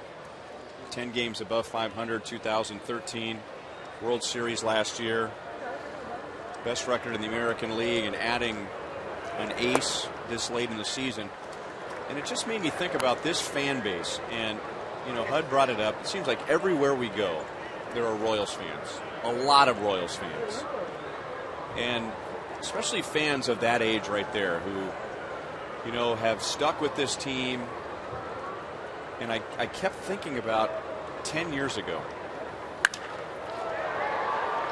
Dyson is back on a drive from Lindor and makes a play. And I brought this up, I don't know why, and you remember, Monty, you were on the bus. I brought this up to anyone who is willing to listen. The Royals have 65 games to go, including tonight. If the Royals lose every game, if they go 0-65, they will still have 3 more wins than the team 10 years ago. So that's where these fans have come from. That's what they have endured. Now, of course, that was the worst year, and I don't say that to embarrass anybody. That front office, that coaching staff, those players were playing hard, and those things happen. It was a long period of time, but I just kept thinking about, because you said it to me, Monty, the words you just repeated. Isn't it a great time to be a Royals fan? And these fans have waited a long, long time, and I don't even know if they could have imagined this. And I think if you look back over the years, when's the last time the Royals made a move like this at the trade deadline that wasn't Royals players going to other teams to help them win? And I just think it's a huge statement as far as how far they have come. We had Denny on with us last night. Denny couldn't think of one. And that's all 47 years of Royals history.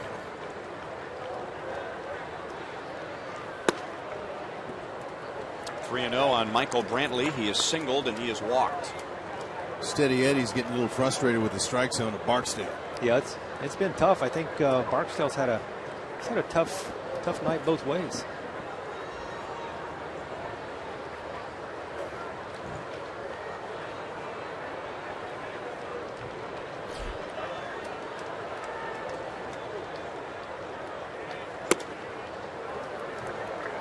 Pitch walk. That's Volquez's third walk. 1 on, 1 out. And now Salvador Perez going to go out and try and calm down Volquez. Vote for the Royals Player of the Month at rallyhouse.com, and you'll be entered to win a majestic prize pack from Rally House. I'm glad I have the both of you in the booth, because I want to get a hitter's perspective and a pitcher's perspective. And we'll see if Barksdale gets an earful from somebody as he goes to break things up. He gets a little bit from Volquez. Salvador Perez is trying to act as a sound barrier between the two as he walks Barksdale back to the plate. Why is there more tension with a smaller strike zone like tonight than there is when there seems to be a larger strike zone? Well, first of all, do you agree with that? Yeah, I would say yes. Hitters, man, they're not going to complain if it's a small strike zone. They like that. Well, but it seems like to me that there is less tension. I'm not talking about hitters here. And maybe I'm wrong, but it seems like when there's a bigger strike zone, there's less tension from both sides. But when there's a smaller strike zone, there's more tension.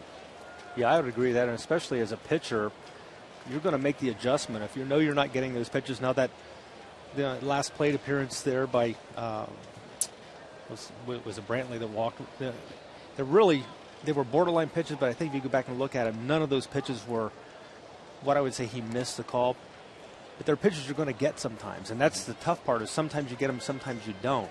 But it's frustrating when you continue to make pitches, and you're used to living kind of on the corner of the strike zone, and you're used to getting those pitches. And then when you stop getting those pitches called strikes, you have to make the adjustment, and obviously the zone shrinks, and you're in jeopardy then.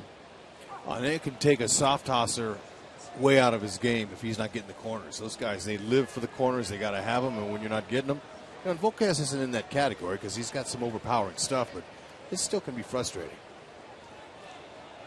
Is it maybe that because the hitters are also playing defense, that they will accept a bigger strike zone, that they see that there's some value?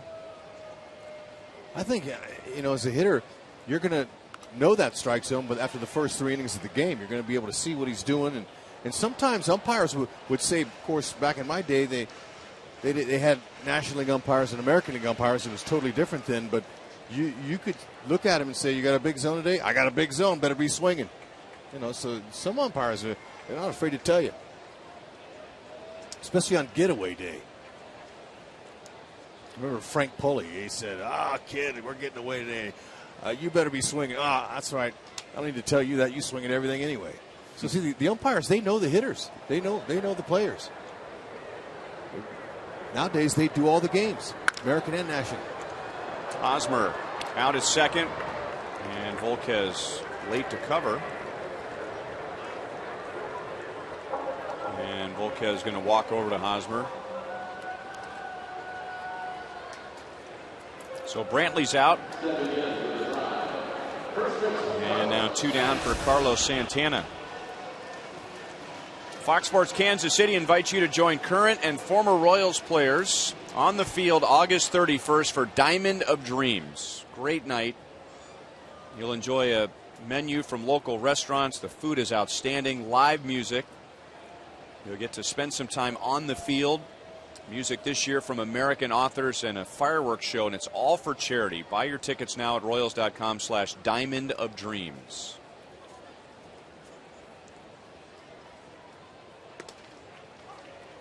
High changeup for a strike to Carlos Santana. He is homered to center and lined to deep center and lost a hit on a running play by Kane.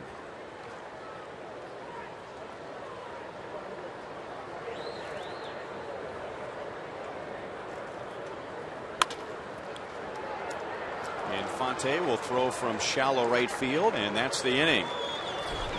Volquez has gone 5. The Indians have stranded 7 and only scored 1 run.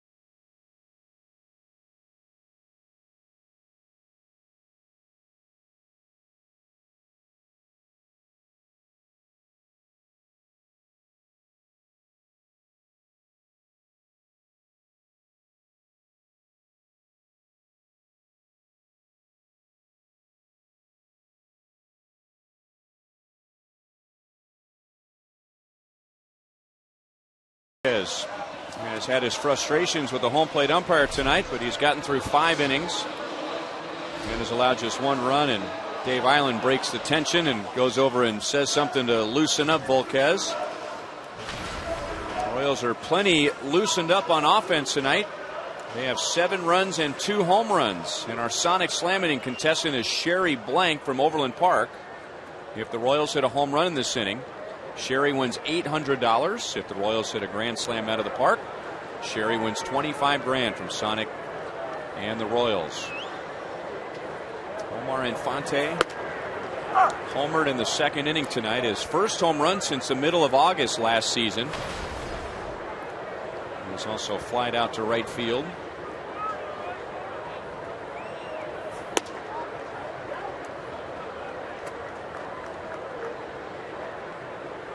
Royals got 3 in the 1st inning, 1 in the 2nd, 3 more in the 5th. Eric Hosmer has driven in 4 of the 7 runs.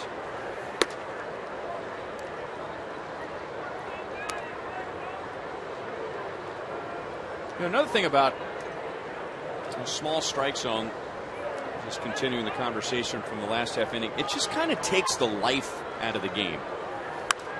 It's definitely not good for the pace of the game. Right. I mean, baseball fans, they understand that the game is going to ebb and flow, but they want to see the ball put in play. They want to see some action. They want to, and a small strike zone is just kind of, you know, just watching the pitcher and the catcher play catch. Right. Maybe that adds to the tension.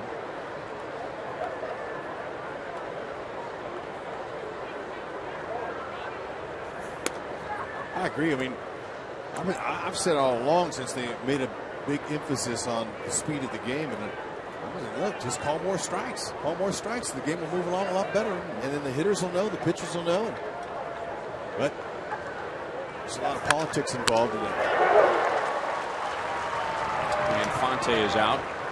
Yeah, and that was, I think, my point when I brought up the question last half inning, that, you know, you'll see a hitter chirp if it's a bigger strike zone. He's unhappy, but it doesn't seem to cause as many problems as opposed to a smaller strike zone and a pitcher's getting squeezed. I don't know.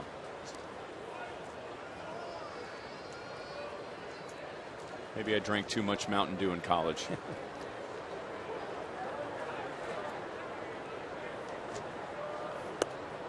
Gerard Dyson was nailed on his right knee by an Anderson pitch in the 2nd inning, right after Omar Infante homered, and that prompted the home plate umpire to issue warnings to both teams. Now Dyson hits it up the right field line, so he gets back at Anderson, and you know he's going to go for 3. Gerard Dyson has a 1-out triple with the pitcher Anderson right by him, backing up third base. And a runner's at third with 1 down. 5th triple on the year, and they're off. Contact made, hitter knows it's extra bases. Here we go.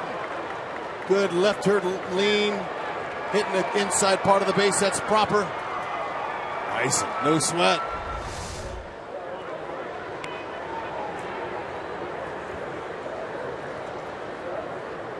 And now it's Escobar's job to get him home. The Indians bring the infield in.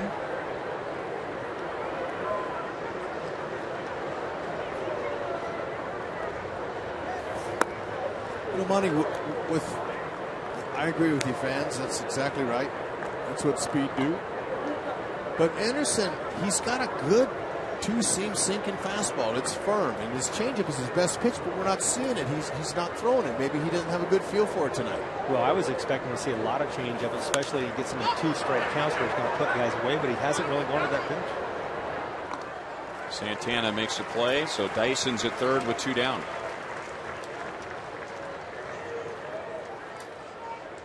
As you know, there is no better place to spend your Friday nights than at Kauffman Stadium, where you can stock up on dollar hot dogs and peanuts for Buck Night, presented by Visit KC.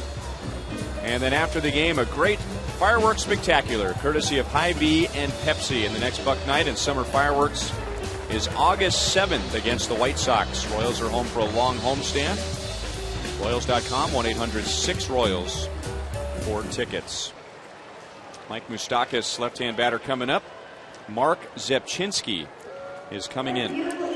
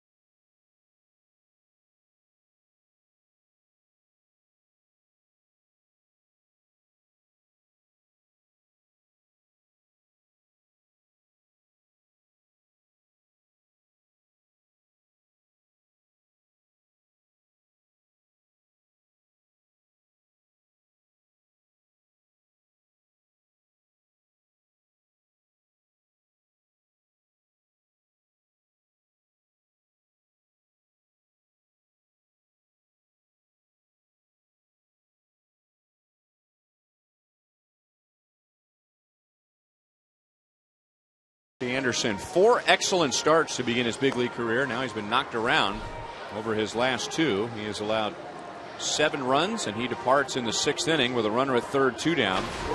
Mark Zepchinski comes on to face Mike Moustakas.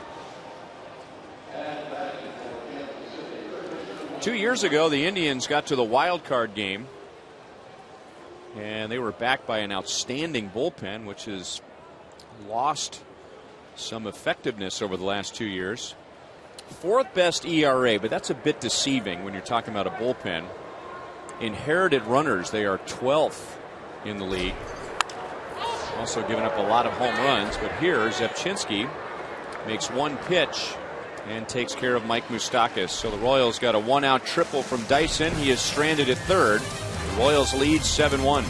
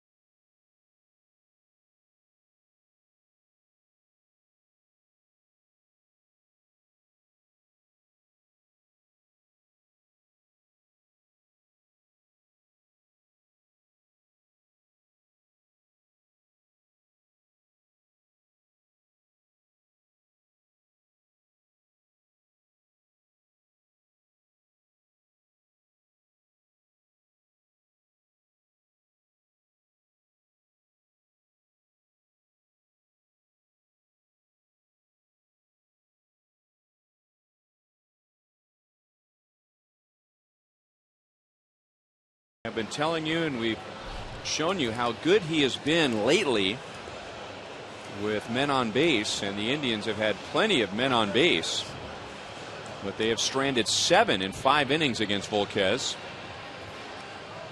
It'll be Brandon Moss, Yan Gomes, and Michael Bourne in the bottom of the 6th inning. Moss was a big out for Volquez in the 3rd.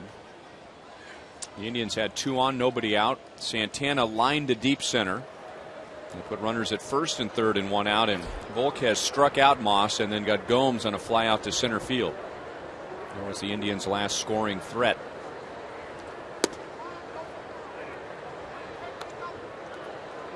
No swing.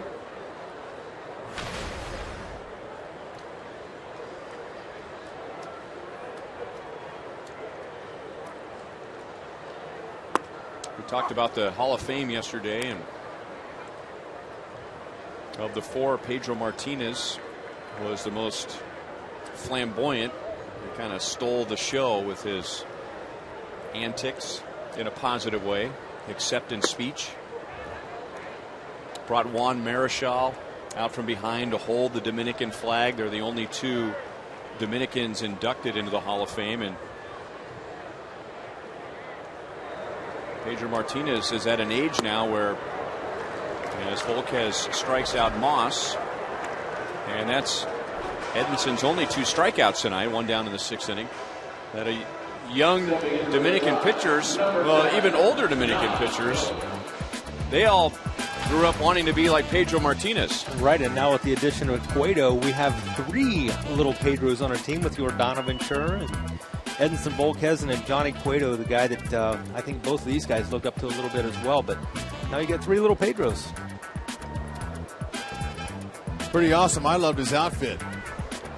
Man, he had the red, white, and blue, and he had a patch on one sleeve for America, the other one for Dominican, and he was complimentary of both countries. Said he couldn't have done it without either one of them. And I loved it. I thought he was good. Excellent. That was an amazing Hall of Fame class. Had all of our contemporaries. That's right.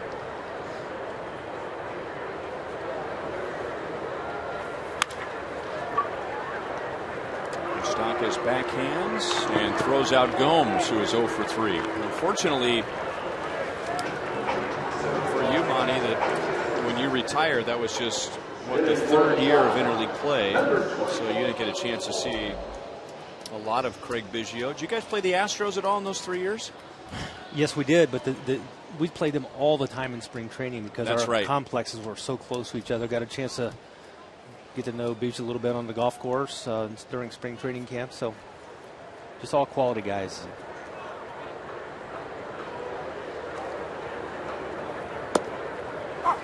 Monty, while we still have you up here, Dave Island was telling me that Volquez's first 5 starts of the year, he was trying to get Volquez to not worry about his mechanics while he's out there pitching on the mound. And, you can see him fighting himself and talking to him. So Dave now finally has got him thinking muscle memory. Stand tall, get your hand out of the glove on time. And that's all he has to tell him now to remind him that. And he goes out, and now he's not thinking about his mechanics. He's going out and he's throwing, just like Dave wants him to do. Easiest thing to do is simplify your mechanics. That way you have one key, you have one thought you can go through. Because you only think about one thing at a time. If you've got 1,000 things going on in your brain, it's not going to work. And the 2 things are stand tall and get your hand out of the glove. That's all he has to remind him now. He goes out, he fixes himself. When I was pitching, I had 3 things that I would think about, and I would work on them in sequence in the bullpen, and I would put them all together. So I'd focus on one thing, and I go to the next, and I go to the next. And after I threw about 15 pitches, 5 of each of those concepts, you'd put them all together, and then you don't have to think about it. But when you're in a game situation, you're on that mound, something goes wrong, you can go right back to that reference point and correct it on the fly. Heard during Dave Island's conversation with Joel and I in the pregame show, he was talking about Danny Duffy now has the ability to recognize what he's doing wrong and correct it while he's on the mound. It's just a game of adjustments. And what that is that's great instruction by Dave Island. Absolutely. You have to have someone teach it to you. And I know as a player, I never learned mechanics until I had my shoulder surgery in 1996. And I was well into my career. I was 10 or 11 years into my career at that stage. But when you have an injury, sometimes it forces you to learn more about your mechanics and what to do to correct them when you do have that situation where you're faltering.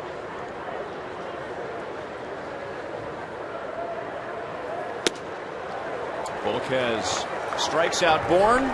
3 up, 3 down. Warren is 0 for 3, and now Volquez has given up 1 run in 6 innings. Monty, we'll see you on Boulevard Royals Live. Sounds great.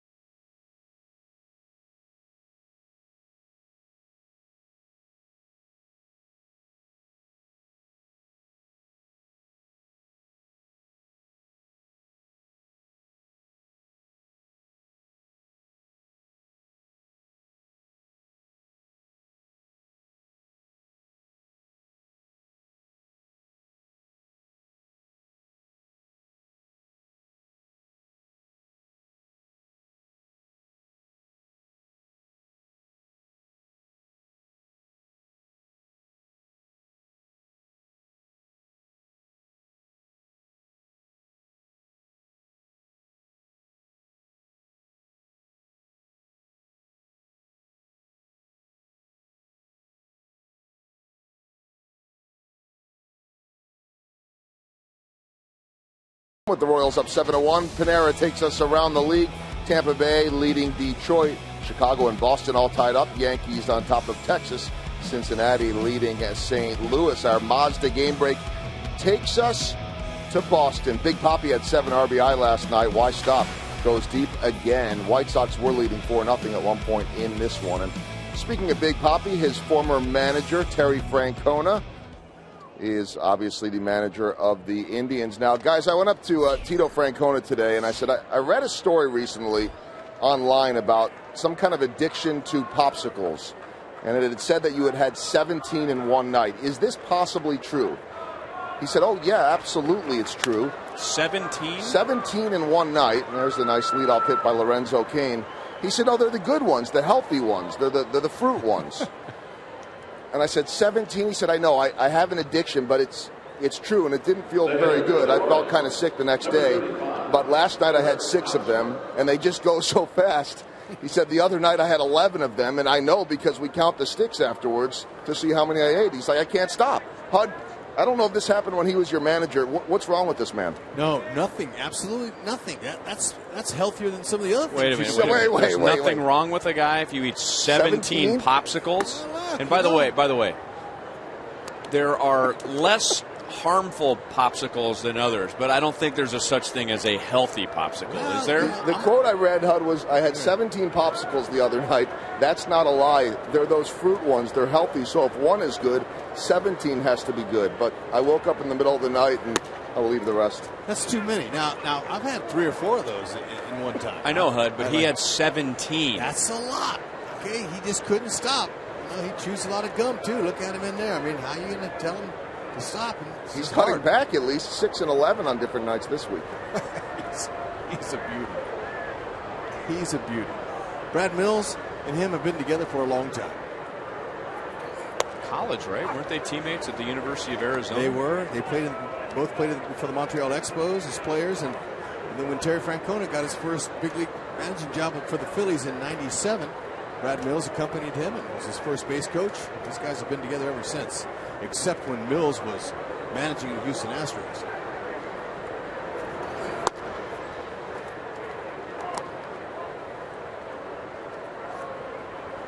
Brad Mills was a major league manager for a brief time for the Houston Astros.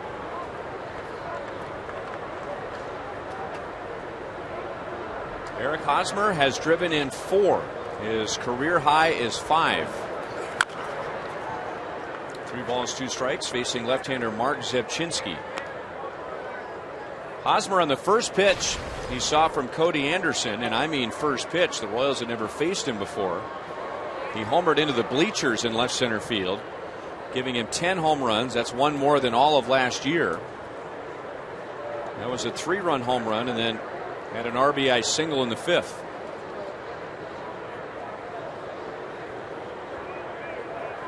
Morales has driven in 2, and Fonte has driven in 1. Still 3 balls, 2 strikes. And Hosmer hit 500 during the homestand against Pittsburgh and Houston. 8 hits and 16 at-bats. He was not in the lineup yesterday afternoon, but finished the game on the field at first.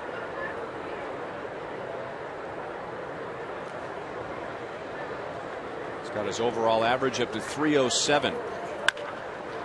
Through the right side, he won't drive in a run, but he has his 3rd hit.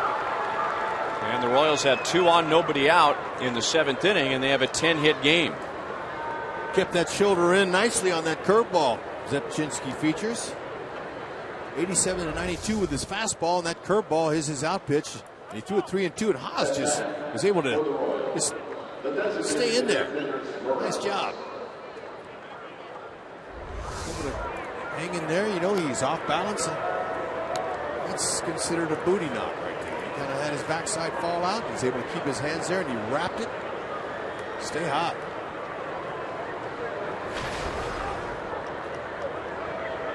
Kendrys Morales has played 4 games in Cleveland this year, and he has 7 RBIs. 2 of those tonight. Up the middle and into center field. He's driven in 3 tonight. Hosmer is going to go for 3rd, and he beats the throw from Bourne. So Eric Hosmer and Kendrys Morales, the Royals' 4 and 5 hitters, have driven in 7 runs tonight. Nice production and nice read by Hosmer to go ahead and take it. Plays in front of him. He's seeing it all the way. Says Michael Bourne, I can beat you to 3rd. Didn't need Jershely on that. He made up his own decision. Hosmer running well.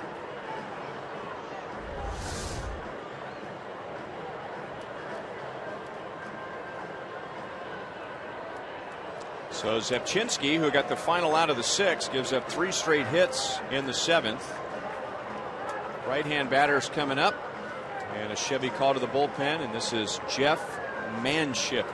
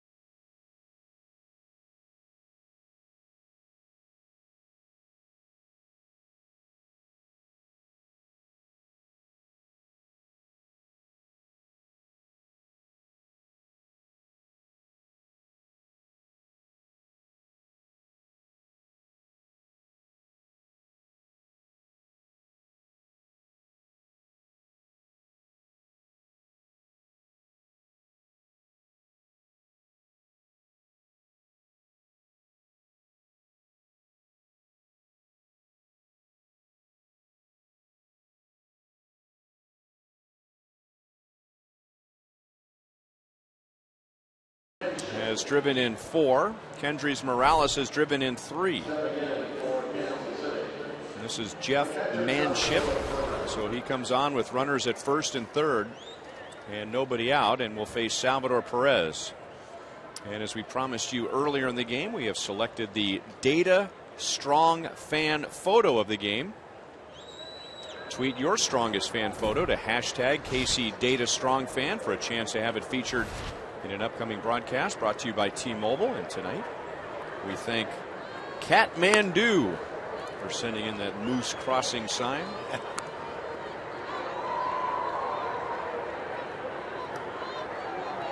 I like that sign. She might have to bring that to the game.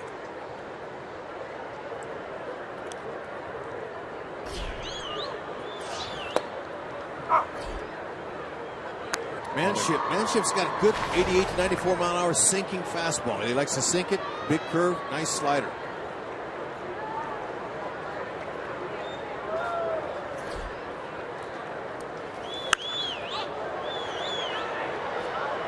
One and two on Sal. Royals have seen Manship. He spent some time with the Minnesota Twins. He came up through their system. In fact, Jeff Manship got his first big league win against the Royals back in 2009. Out of Notre Dame, Jeff Manship. Moss fades back. He'll make the play. Hosmer will come down from third and score his third run. Salvador Perez sacrifice fly gives the Royals a 9-1 lead in the seventh inning. Good decision by Haas. Beating Bornstead to third base, set that up for Salvi to drive him in. Good to see Salvi aiming toward the opposite field, letting him see that ball a little bit longer, and that's exactly where he wanted to hit that pitch off the plate, that slider. Took him all the way to the track.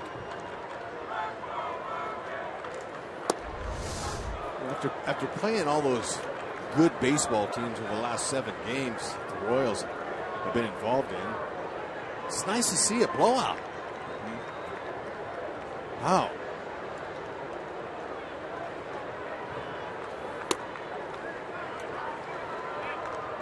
Two 2-0 on Rios. He is 0 for 3. When was the last blowout?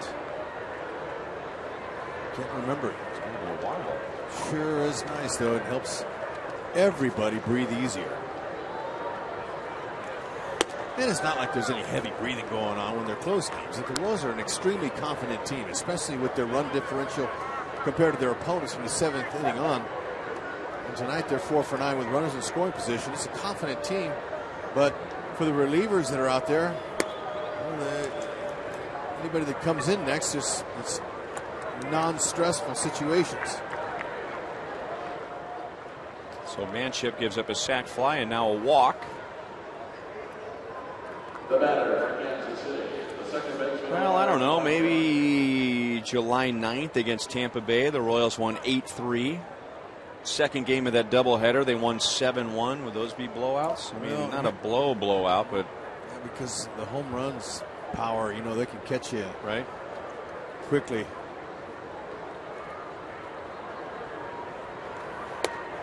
Infante takes outside. Omar hit his first home run of the year in the second inning. Homer to left field off of Cody Anderson.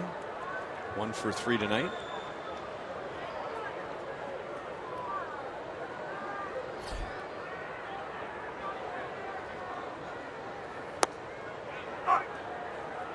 One and one. I am told, in regard to Indians pitcher Jeff Manship, that he had a cousin, Chris, who played at KU from 2008 to 2011.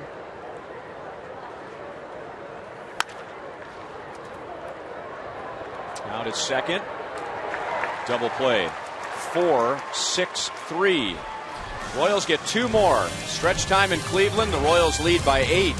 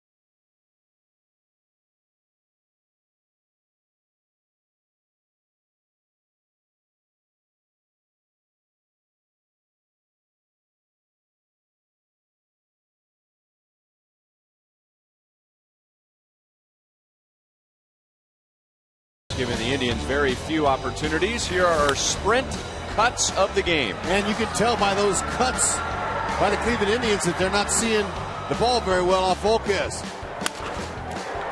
But it's always nice when you have a reliable, trusty defense. And Johnny Cueto, he'll find that out when he toes the slab in his start next Thursday. And nice job. Volquez doing his thing, being steady Eddie.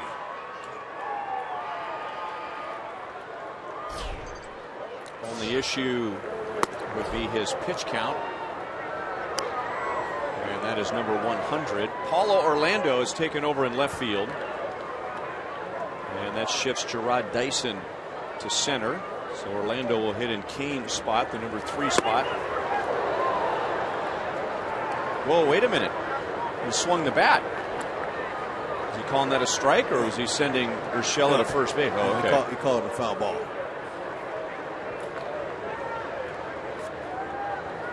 Looked to me like he was sending him to first base. No, watch him. He's safe. Oh, okay.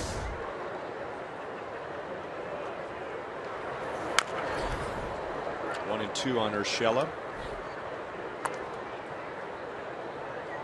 Indians in the first 3 innings, they had 8 base runners against Volquez, but they stranded 6 and only scored 1 run. And now in the last 3 innings, they've only had 1 base runner and stranded 1 runner. Sal wants this pitch up. But Volquez shakes it off. 2-2.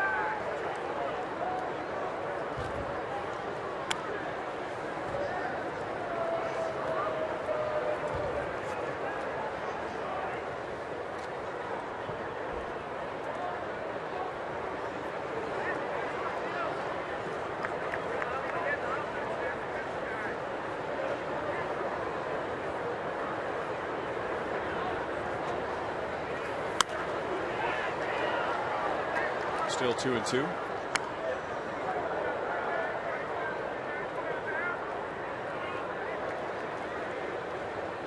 Urshela, he's making Volquez work here. That's Austin Adams. Looks like he's getting ready for the top of the 8th inning.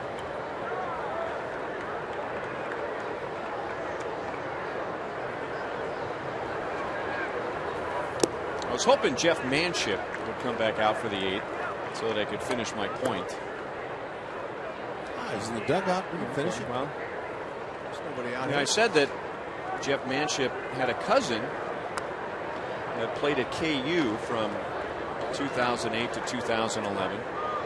And I got that note from a particular member of our crew who I've been working with for parts of 10 seasons in some capacity.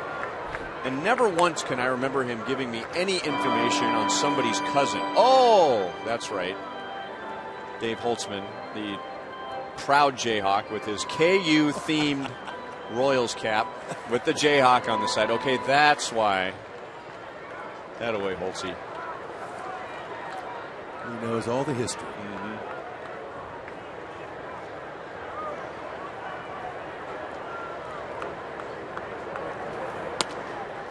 A little bit inside, and Urshela takes a leadoff walk. Number 4, allowed by Volquez. And now Ned Yost has activity in his bullpen. Joe Blanton warming up as Volquez is at 107 pitches. It's a good opportunity to get him in there.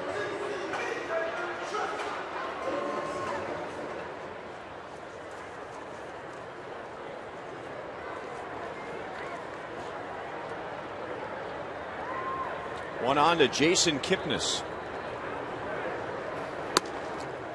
We started the broadcast tonight talking about how one area of concern for the Royals going deep into the regular season and hopefully into the postseason was the rotation, and the Royals fixed that yesterday by acquiring Johnny Cueto. But there's been a little bit of a trickle-down effect. The Royals bullpen has been outstanding. That's news to nobody, but there's one number that could be a bit concerning, and that is that the Royals bullpen has thrown the second most innings in the American League. And Ned Yost was asked about that before the game and admitted that this time of year he might ask starters to go a little bit deeper, throw a few more pitches, maybe get some more outs, another inning. The bullpen is far from being worn down, and yet he wants to keep them as fresh as possible. And there's been a few occasions over the past week or so where the Royals have really needed innings that particular day, and on those days the rotation has really stepped up. And now Volquez has walked back-to-back hitters, and I think it's time to get him out. It's 5 walks for Volquez.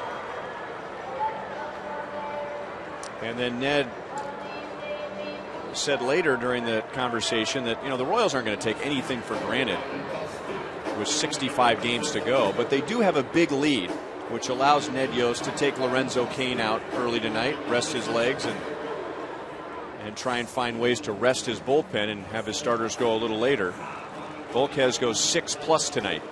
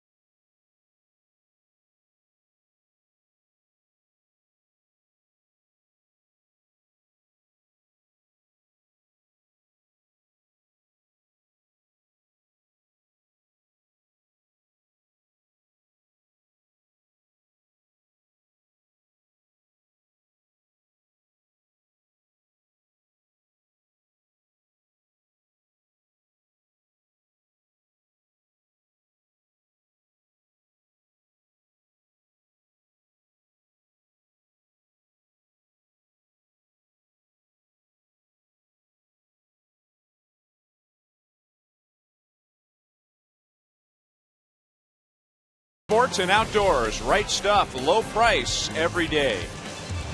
By Chrysler, enjoy your summer in style with great deals at the Chrysler Summer Clearance Event. And by Menards, save big money at Menards on all your home improvement needs.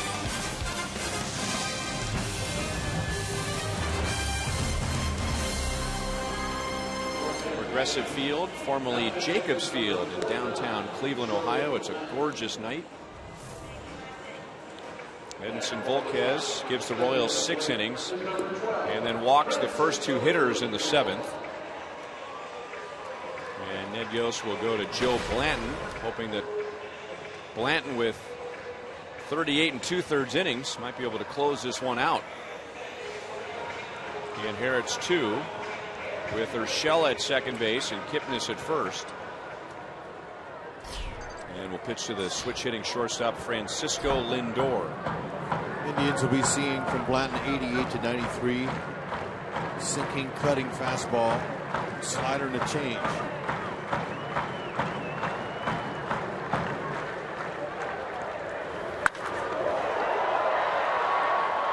Rios to the track, Rios to the wall, and that's a 3-run home run to make it 9-4.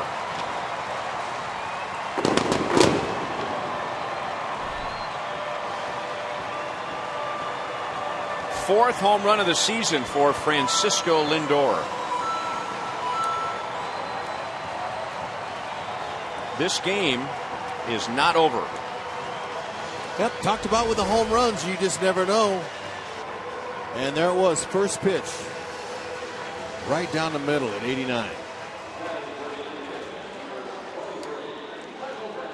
Wasn't sure it had enough to get out of here the way Rios was tracking it, and sure enough, it was able to lead by about 5 feet. So 2 of those runs are charged to Edinson Volquez. He gives up 3 in 6+ innings.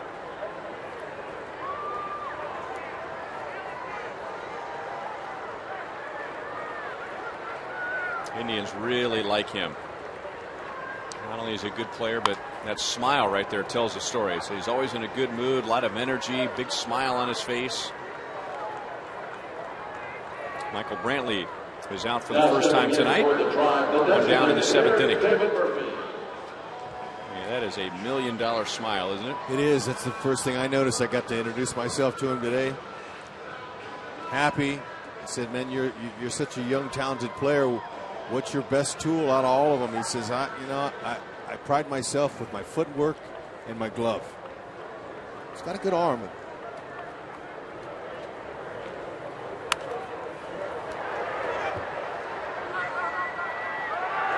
Salvador Perez takes care of David Murphy. Noblen gets 2 quick outs after the Lindor 3-run home run. Seen a couple young, impactful shortstops in the league now with Correa and this kid Lindor. He may not have the power of Correa yet, but he's promising.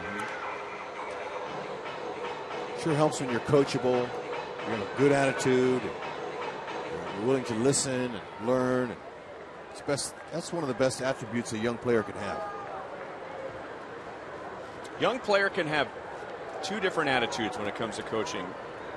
A, they can be offended. You know, who does this guy think he is? Telling me, I mean, I'm the #1 prospect, right? Or they see it as an opportunity to get better every day, and that's what the Indians say about Lindor. Born in Puerto Rico, moved to the United States when he was 12. Went to an international high school in Florida.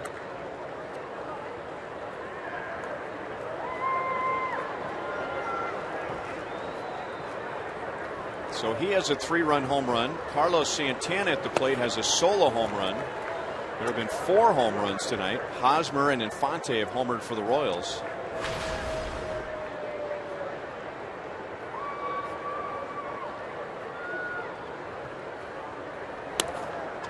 Now 3-1 on Santana.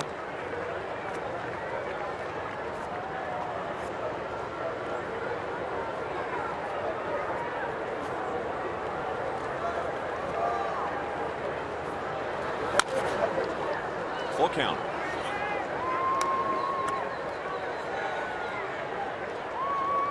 Indians were expecting more nights like tonight when the season began. But they are 2nd from the bottom in the American League in home runs.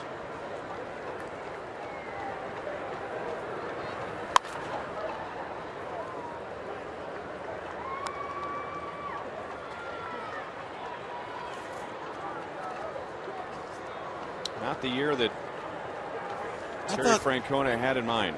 I thought Johnny Cueto was supposed to come tomorrow. Well, I heard he's a humble guy, and you know, to be ball boy in his first year with the Royals, I mean, that's saying something.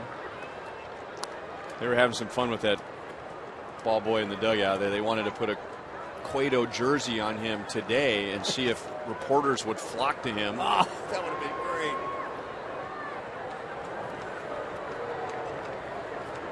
He's supposed to be here tomorrow. Yeah, Johnny Cueto.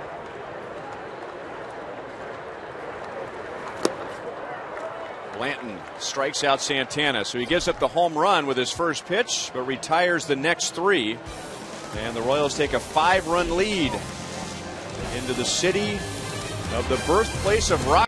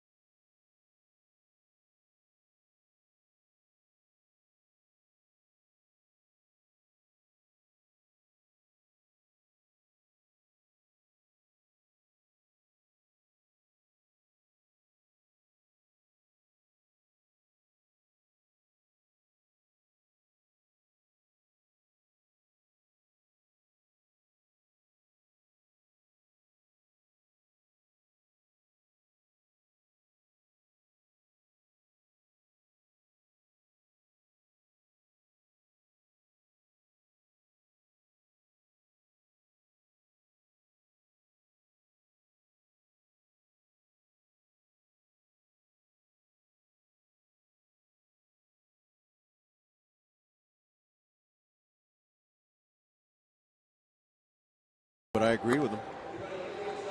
Royals lead by 5 to the top of the 8th inning. Fox Sports Kansas City and the Royals invite University of Nebraska fans to come out to Kauffman Stadium August 8th for the Royals and the White Sox. Buy a ticket through Royals.com/Huskers and then get to the game early for this Nebraska-themed Royals cap. Huskers night at the K on August 8th.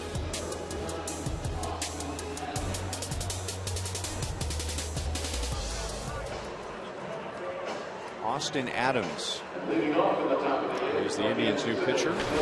16th appearance, all out of the bullpen.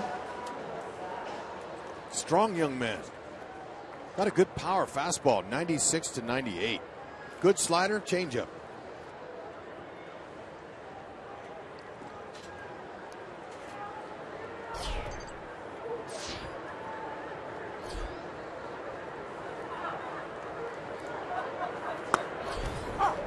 .97 at the knees to Gerard Dyson, who's been on twice. He was hit by a pitch in the second inning, right after Omar Infante homered. So home plate umpire Lance Barksdale issued warnings. There's been no tension since. Dyson also has a triple. That was in the 6th inning.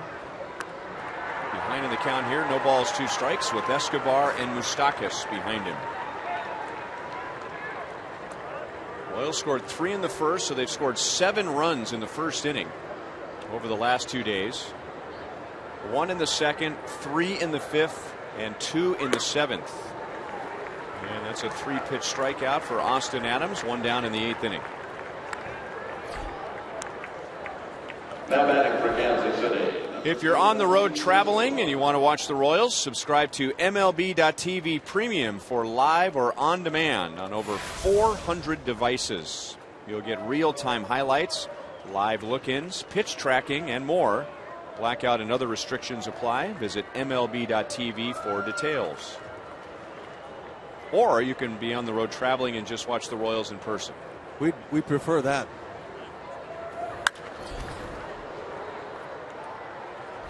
So you can eliminate the guessing when facing this young pitcher Adams. He's going to come right at you with that power fastball and get ahead of you and then try to finish off with a slider like he did Dyson.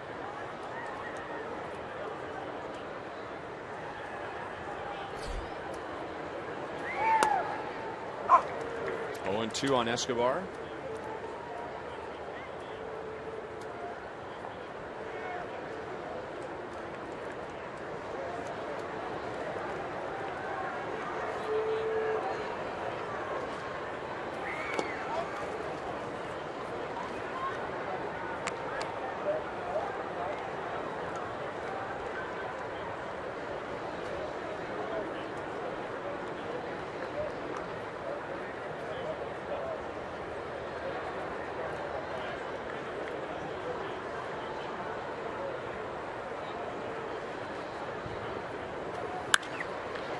Somehow he got on top of that pitch. And Brantley, once in the Brewers minor league system with Escobar, makes a play. 2 down. The batter for Kansas City. That's a nice top hand Escobar used.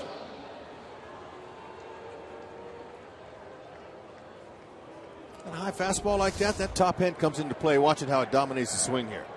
In order to, it is kept on top. See how it rolls over at the end on this follow through. Good pass.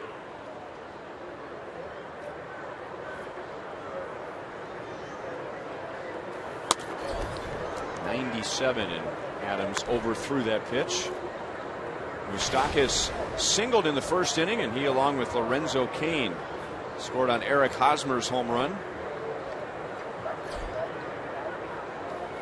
The Indians continue to shift Moustakas over to the right, and that worked against him in the first inning when he singled to left, but in his last 3 at-bats he has pulled the ball to the right side. 2 ground balls to second and a pop out to second.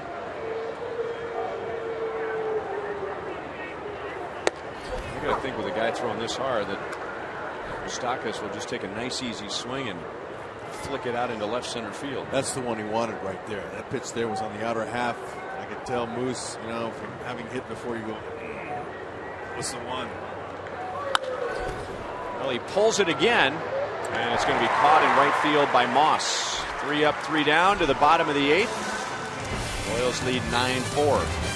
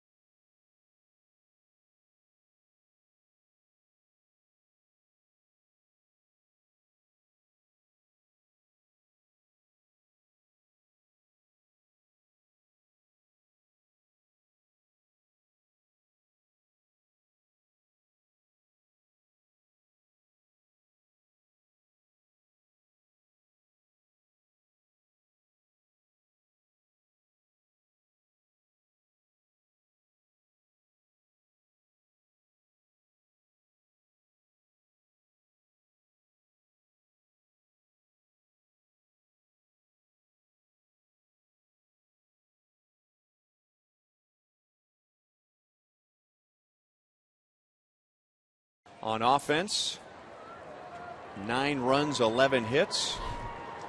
And as you would expect, the Royals have also had another big night on defense. Joe Blanton in relief of Volquez. He allowed a 3-run home run to Francisco Lindor with his first pitch, but then got the next 3 Indians. And as promised earlier in the game, it's Miller time, brought to you by Miller Lite. I loved how Kane got back of that and threw right over the top. I mean, that was a perfect one-hopper to Salvi. And then Escobar, bases loaded, stopped his direction and was able to touch the base. And then if Kane can't catch that one, that's another run scored. So look, those 3 plays. Oh, Moustakas.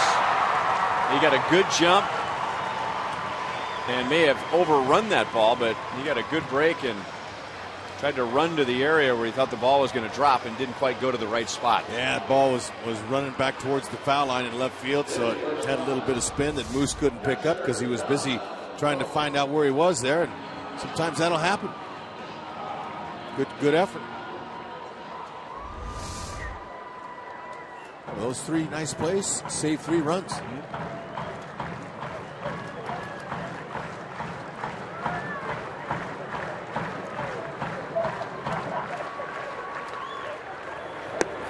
Ball 1 to Yan Gomes. 0 for 3 tonight. He was the victim of one of those plays we just showed you. Kane charging in from center field. Took a hit away from Gomes and a run away from the Indians. 1 ball, 1 strike.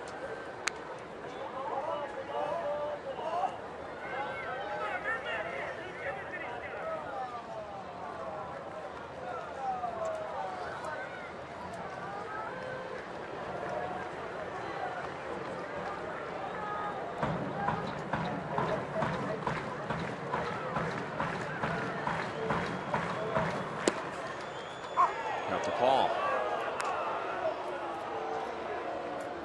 1-2 in a frustrating strike zone for both teams. That didn't appear to be a bad pitch. Lower part of the zone.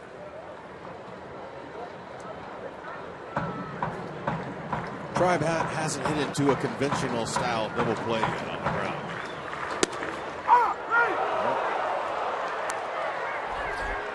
Second strikeout for Blanton.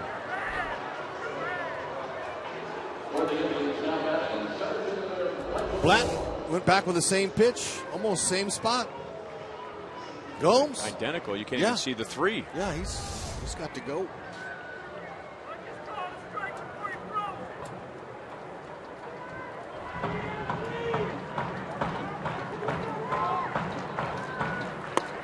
And now Michael Bourne takes a little bit outside. He is 0 for 3.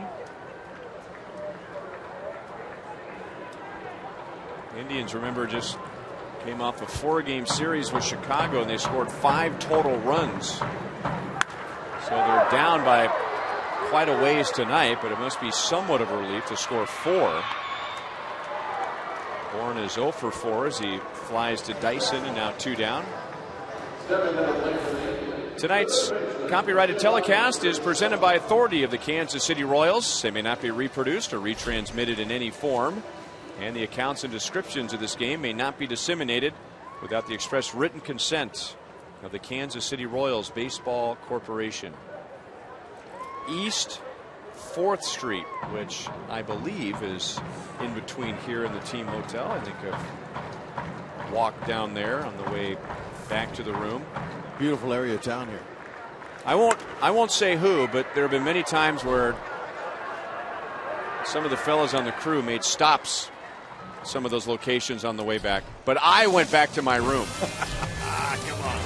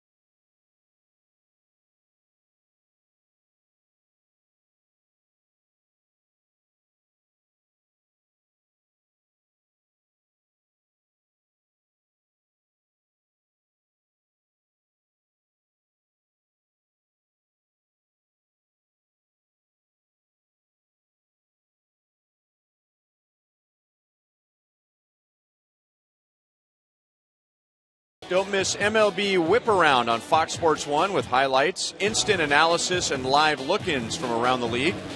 MLB Whip Around is weeknights at 6 p.m. and streaming live on Fox Sports Go.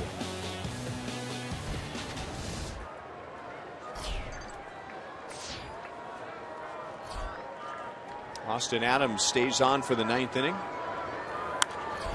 Follow on the first pitch at 97. And on his hands, and he fouls it away.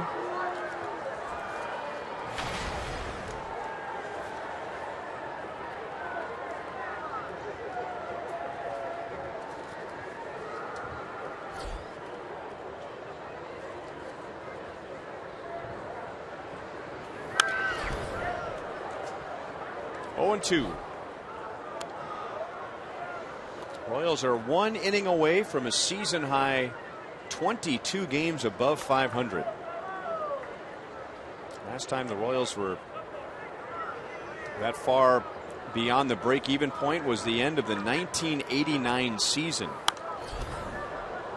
Royals went 92-70 in 1989, but that was before realignment in 3 divisions. The Oakland A's that year won 99 games to win the West, so in those days, you could have a year like that. You could go 22 games above 500 and be sitting on your couch in October.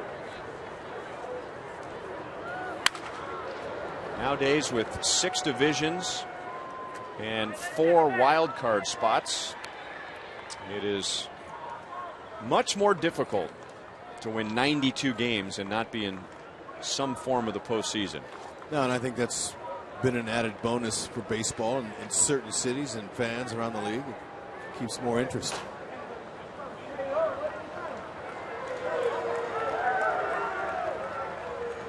Joe Blanton has a chance to pitch 3 innings tonight, and the Royals would just use 2 pitchers to begin this series with the Indians. Give that bullpen some more rest.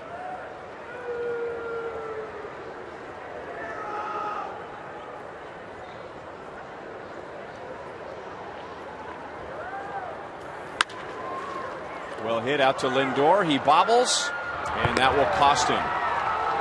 That right there is the difference between shortstop and any other infield position. You can get away with a little bobble at first base, second base, and third base. More times than not, you cannot at shortstop, and that is an error on Lindor. Yep, his 6th of the season.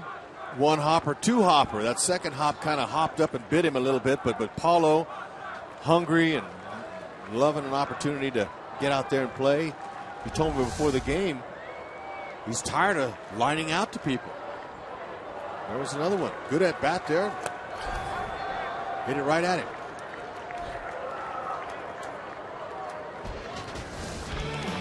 That is the only bad swing that Eric Hosmer has taken tonight. He has 3 hits, 4 RBIs, a home run.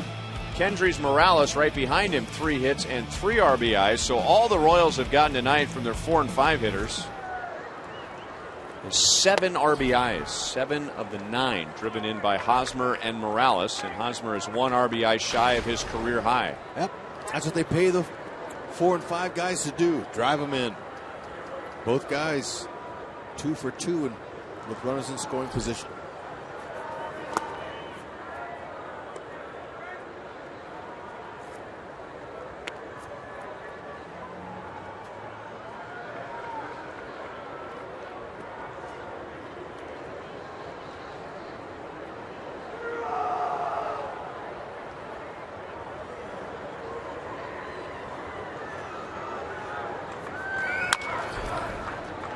To Santana, and in a 5-run game he will take the sure out.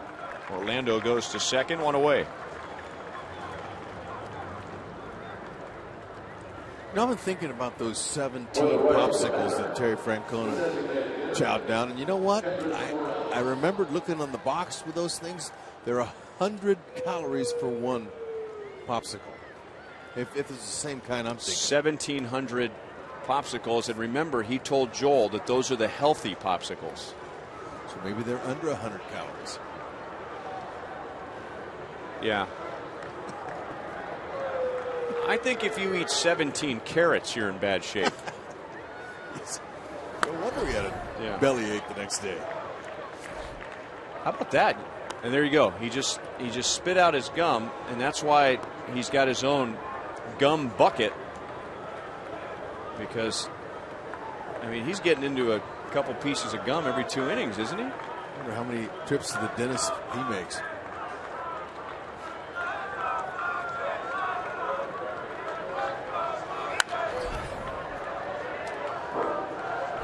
Well, it's been a rough season. And I don't know if all the gum in Cleveland is going to take the bad taste out of his mouth. I mean, they were on the cover of Sports Illustrated, remember? They were the trendy pick this year to win the division, and some with their starting pitching thought they might go deep into the postseason, maybe even the World Series.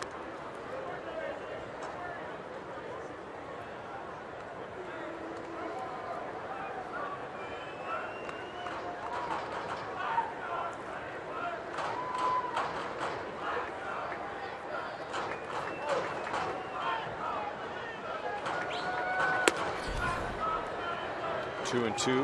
Boy, he's been 197 mile an hour fastball after another, Austin Adams. And Morales loves it. They love the challenge hitters do of a guy with a power fastball like that. Saying, all right, I can turn that around.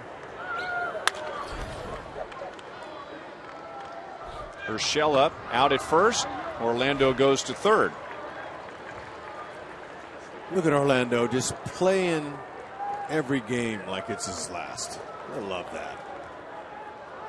Kind of effort is welcome. Gives the team energy. Makes his manager Ned Yost say, you know what? He's a very reliable guy. I can put him in there anywhere in that outfield. And he's good on the bases. Santana, that little one hopper to Hosmer, he was going to go to second base, but Paulo Orlando, he hustled into second. He couldn't make the play there.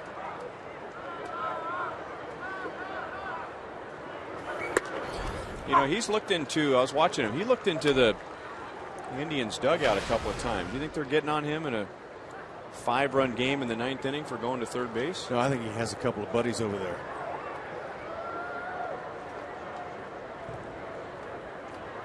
Well, he's got.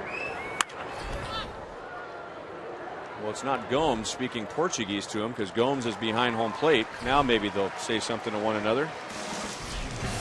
Can't fault playing hard to the very end. Joe Blanton out for the 9th. Royals lead by 5.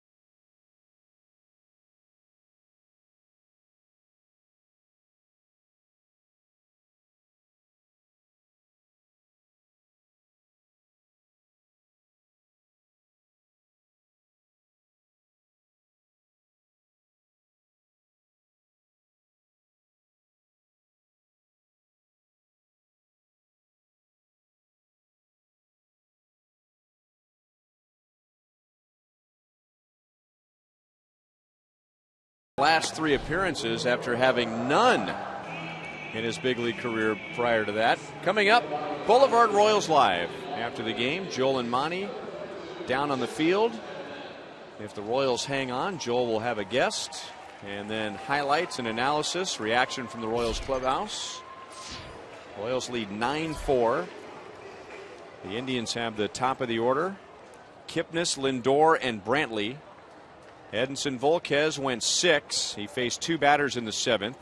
Blanton took over. Blanton gave up a home run to the first batter he faced. And since then has set down 6 of 7. And a high strike to Jason Kipnis. Now that save will look good on his resume. I like that. He's got to get 3 more outs though. Top of their lineup he's got to go through.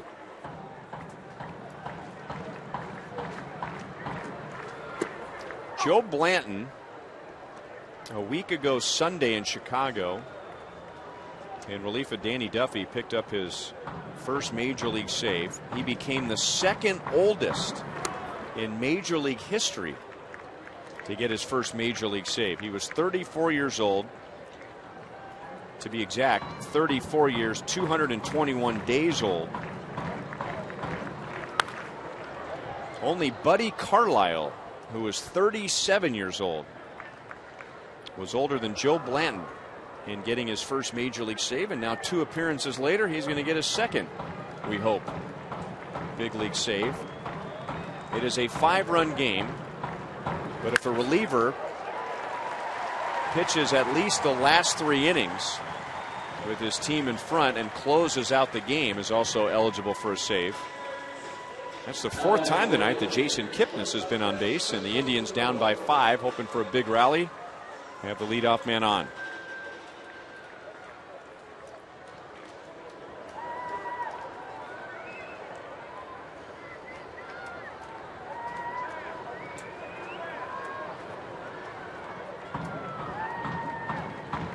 If the Indians load the bases, then the tying run will be on deck, and that'll make it a save situation for Greg Holland. So just in case, he'll get his arm loose. And at the moment, no hurry to warm up and get ready. Out at second. Double play. Nice turn. Infante Escobar. Good combo. First guy sure, second guy quick. And man, when you're quick with a tremendous throwing arm, that sure does help. I'm sure that ball was in the upper 80s, possibly 90 miles an hour he threw across the diamond to Hosmer. Whew. He really loads up. Cleared himself from the slide, too. You like that. That's another degree of difficulty that Escobar had on that play. The slider guy coming in to slide on the right side of the base and try to take your legs out. Breaking ball strike to Michael Brantley.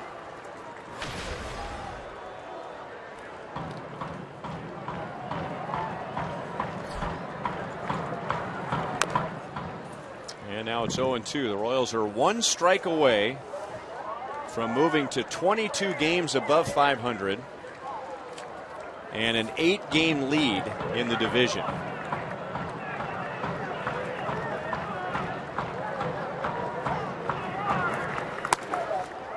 1 ball, 2 strikes. Minnesota did not play tonight. Big night from the middle of the order. Eric Hosmer drove in 4, Kendrys Morales 3. So those two combined for 7 of the 9 runs. And the Royals, like they have so often, and in particular the last 2 days, putting a big number on the board in the first inning. They had 4 yesterday against Keuchel, and they scored 3 tonight. And 4 runs in the first 2 innings.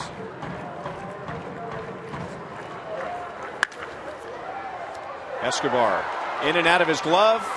Awkward throw and gets the out anyway. Oh my goodness. How about that? The Royals have an 8-game lead in the division for the first time since 1980. When they finished that year with a 14-game lead and went on to play in the World Series against the Phillies. They are a season-high 22 games above 500. Congratulations, boys. I know that they are happy to get game 1 of this series, and all their concern is just win the series. Get 1 more win before they get out of here. Great job. Good to see the middle of the order producing, coming through, and Blanton picking up his 2nd save in his career. Just 2 guys used. Volquez was strong and steady. Blanton did a nice job outside of the first batter he faced. Hit a 3-run homer off him, but other than that, they'll take the W. And the Royals got a big hit right away tonight. First pitch, Hosmer saw. Oh, and I know Eddie Volquez sitting in that dugout said, okay, thank you very much. I'll take a 3-run lead to start my outing.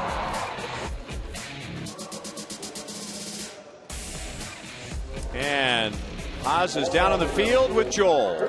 All right, and a lot of Royals fans in the first 5 or 10 rows here. Big game for the Royals offense and Eric Hosmer. What were you guys able to do against a young pitcher that you hadn't seen so quickly in that first inning? Just attack them early. I think we've done a good job of that all year. We've, really as hitters try and be aggressive, and if they're going to try and lay that first pitch in there, we're going to try and jump all over it, and we did a good job of that tonight. And you're really on a roll. You're not the only one, obviously. A lot of offense going right now, but how good do you feel at the plate? It feels good. It feels good to get out here and rattle up some wins together, get some early runs for our pitching, and really let Volquez just do what he does. And, it's a good start to the second half, but we got a long way to go, and we got to keep it going. Couple final things, but first Salvi's just tossing water right now. Somehow Luke Hochaver just got drilled in the face by cups of water being in the wrong place at the wrong time. You guys getting used to these Royals fans traveling anywhere you go?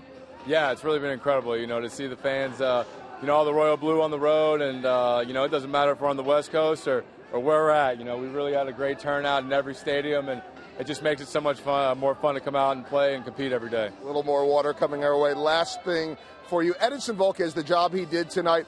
The strike zone looked awfully small, yet he was able to maintain his composure, smile through it.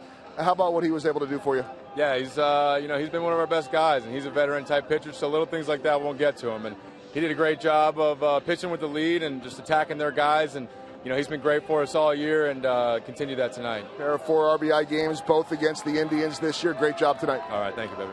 Eric Hosmer, part of a huge offense, and now a big ovation from the road crowd. Ryan? Thank you, baby. Well, there was a great defensive play to set the tone in the first inning, and the game ends with that defensive play and a big smile and a tip of the cap. We'll be right back.